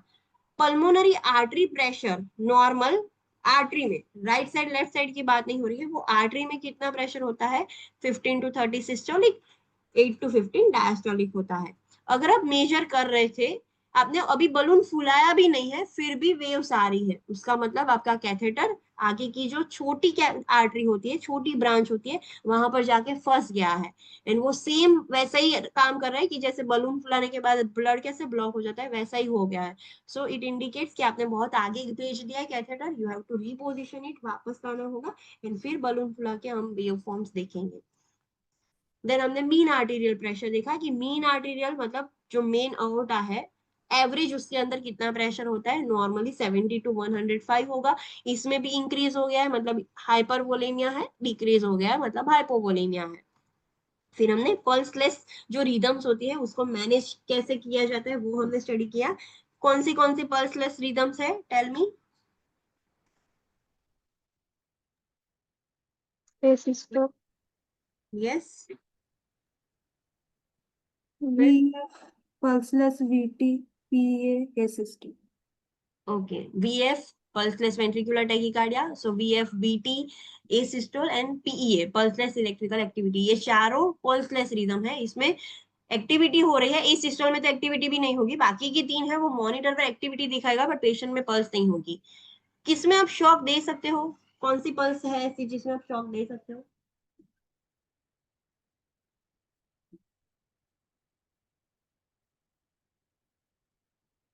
कौन सी रिदम में आप शॉक दे सकते हो पेशेंट को। VF and VT। VF and BT में शॉक दे सकते हैं डिफिब्रिलेटर में। Can we give shock in asystole and PEA? no, No। No, flat line हो गई है या पल्सलेस इलेक्ट्रिकल एक्टिविटी हो रही है तो उसमें शॉक नहीं दे सकते। तो फिर क्या कर सकते हैं उसमें, CPR, only CPR। CPR, yes. So आपके सामने एक पेशेंट कोलैप्स हो गया है, अचानक से आपने CPR स्टार्ट कर दिया, मॉनिटर अटैच कर दिया एंड रिदम देखी आपको पता चला कि ये शॉकेबल रिदम है। So we will give the shock, biphasic use कर रहे हैं तो 100 या 200 में पहला शॉक देंगे, दूसरा शॉक इंक्रीज करके देंगे। मोनोफेजिक डिफिब्रिलेटर है हमारे पास तो सीधा 360 जूल का शॉक दे देंगे। फिर से शॉक देने के बाद CPR चालू रखना है, आईवी लाइन नहीं है तो लेनी है, आईवी नहीं आ रही है तो आईओ में इंजेक्शन देना है एंड फिर से CPR स्टार्ट रखना है। अगेन इंजेक्शन देने के बाद हम एपिनेफ्रिन इंजेक्शन देते हैं 1 mg एवरी 3 to 5 मिनट। फिर आपने CPR स्टार्ट कर दिया, CPR देते वक्त आपने फिर से रिदम देखी, फिर से अभी भी शॉकेबल रिदम है तो अगेन फिर से शॉक देना है, फिर से CPR शॉक CPR ऐसा चालू रखना है। अगर आप CPR दे रहे थे एंड अचानक से रिदम अब नॉन शॉकेबल हो गई है तो फिर अब शॉक नहीं दे सकते। While you are giving CPR आपको इंट्यूबेट करना है। हॉस्पिटल में हम ऐसा कर सकते हैं, इंट्यूबेट कर सकते हैं या फिर डायरेक्ट कैप्नोग्राफी हम चेक कर सकते हैं कि आप CPR जो कर रहे हो कितना इफेक्टिव है, कैप्नोग्राफी CO2 कितना बाहर आ रहा है वो पता चलेगा। एमियोडायरोन दे सकते हैं, IV बोलस, फिर उसके बाद नेक्स्ट साइकिल में थोड़ा कम डोज देंगे। 5H एंड 5T ये ऐसी रिवर्सिबल चीज है जो आपके हाथ में है, अगर आप ये ठीक कर दोगे, ये कॉजेस को ठीक कर दोगे तो पेशेंट के बचने के चांसेस ज्यादा है। सो वो 5T एंड 5H क्या है वो आपको पता होना चाहिए, जो हमारे हाथ में है हम उसको रिवर्स कर सकते हैं। एंड ये साइकिल कब तक चालू रखनी है, CPR शॉक, जब तक कि पेशेंट का स्पॉन्टेनियस सर्कुलेशन रिटर्न नहीं हो जाता, ROSC नहीं हो जाता, या तो एफर्ट सीज नहीं हो जाते, पेशेंट को डेड डिक्लेयर नहीं कर देते, तब तक ये शॉक CPR की साइकिल चालू रखनी है। नॉन शॉकेबल रिदम्स कौन सी है, asystole एंड PEA। CPR अचानक से आपने स्टार्ट कर दिया, मॉनिटर पर अटैच कर दिया, आपने देखा कि कौन सी रिदम है, देखने पर आपको पता चला कि ये नॉन शॉकेबल रिदम्स है तो सिर्फ डिफिब्रिलेटर देना ही नहीं है, फिर हम डायरेक्ट आईवी और आईओ इंजेक्शन देंगे। एपिनेफ्रिन जो है वो एडवांस सीपीआर यूज करते हैं, कैप्नोग्राफी यूज करेंगे कि पता चले हम सीपीआर अच्छे से दे रहे हैं या नहीं। एंड सीपीआर कंटिन्यूअसली चालू ही रखना है, रिदम मॉनिटर करते ही जाना है। अचानक आपने देखा मॉनिटर पर कि रिदम चेंज होके शॉकेबल रिदम में चले गए, now you can give the shock. अगर नहीं जा रही है तो सिर्फ सीपीआर देना है। हमारे हाथ में है 5H एंड 5T जो हम रिवर्स कर सकते हैं, सो वो 5H और 5T हम रिवर्स कर सकते हैं, वो देखना है। एंड कब तक ये चालू रखना है हमारी सीपीआर की साइकिल, जब तक कि पेशेंट का आरओएससी नहीं हो जाता, स्पॉन्टेनियस सर्कुलेशन वापस नहीं आ जाता, या तो सीज नहीं हो जाता सीपीआर एफर्ट, तब तक हमें साइकिल चालू रखनी है। कार्डियक अरेस्ट के बाद हमने पेशेंट को बचा लिया, अब हमारा क्या काम है? ऐसा नहीं कि बच गया मतलब हमारा काम खत्म है। अगर आरओएससी आ गया है तो पेशेंट का एयरवे, उस वक्त हमने सिर्फ मास्क से ब्रीथिंग दिया था तो एयरवे इंसर्ट करना होगा, वेंटिलेटर पर रखना होगा, ऑक्सीजन 94 से ज्यादा रखना है। मेक श्योर करना कि हाइपर वेंटिलेशन ना हो जाए। हाइपोटेंशन है तो वेजोप्रेसर देंगे, आईवी फ्लूइड बोलस देंगे। फ्लूइड कौन सा दे सकते हैं? आइसोटोनिक, मतलब एनएस और आरएल देना है 1 to 2 लीटर्स। वेजोप्रेसर कोई भी जो डॉक्टर प्रिस्क्राइब करते हैं वो इन्फ्यूजन पंप पर हम सेट करके देंगे। 12 लीड ईसीजी करना है। एंड यस, अगर पेशेंट हमारे कमांड्स फॉलो कर रहा है, हमारी बात फॉलो कर रहा है, उसका मतलब कि अभी भी उसका ब्रेन इंजरी हुई है बट उतनी ज्यादा नहीं हुई है। सो वी डोंट वांट कि फर्दर इंजरी हो, हमें वो प्रिजर्व करके रखना है न्यूरोलॉजिकल फंक्शन। सो हम टीटीएम करेंगे, टेम्परेचर को, टारगेट टेम्परेचर को मैनेज करेंगे। सो पेशेंट को हाइपोथर्मिया जानबूझकर करवाएंगे। आईवी फ्लूइड 4 डिग्री कूल करके हम पेशेंट को देंगे। अगर पेशेंट फॉलो नहीं कर रहा है आपके कमांड, मतलब if patient is not following your command means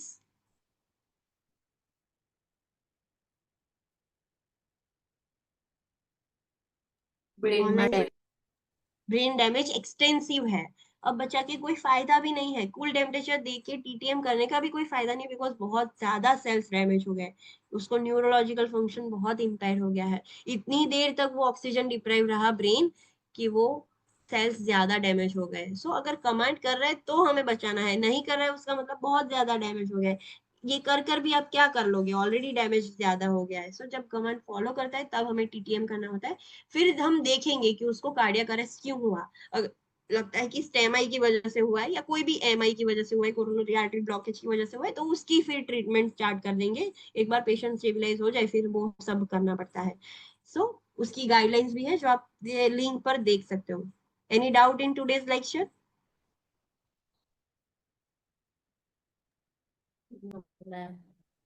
Okay, then see you tomorrow at 9 a.m. Thank you. Thank you ma'am. Thank you ma'am. Thank you.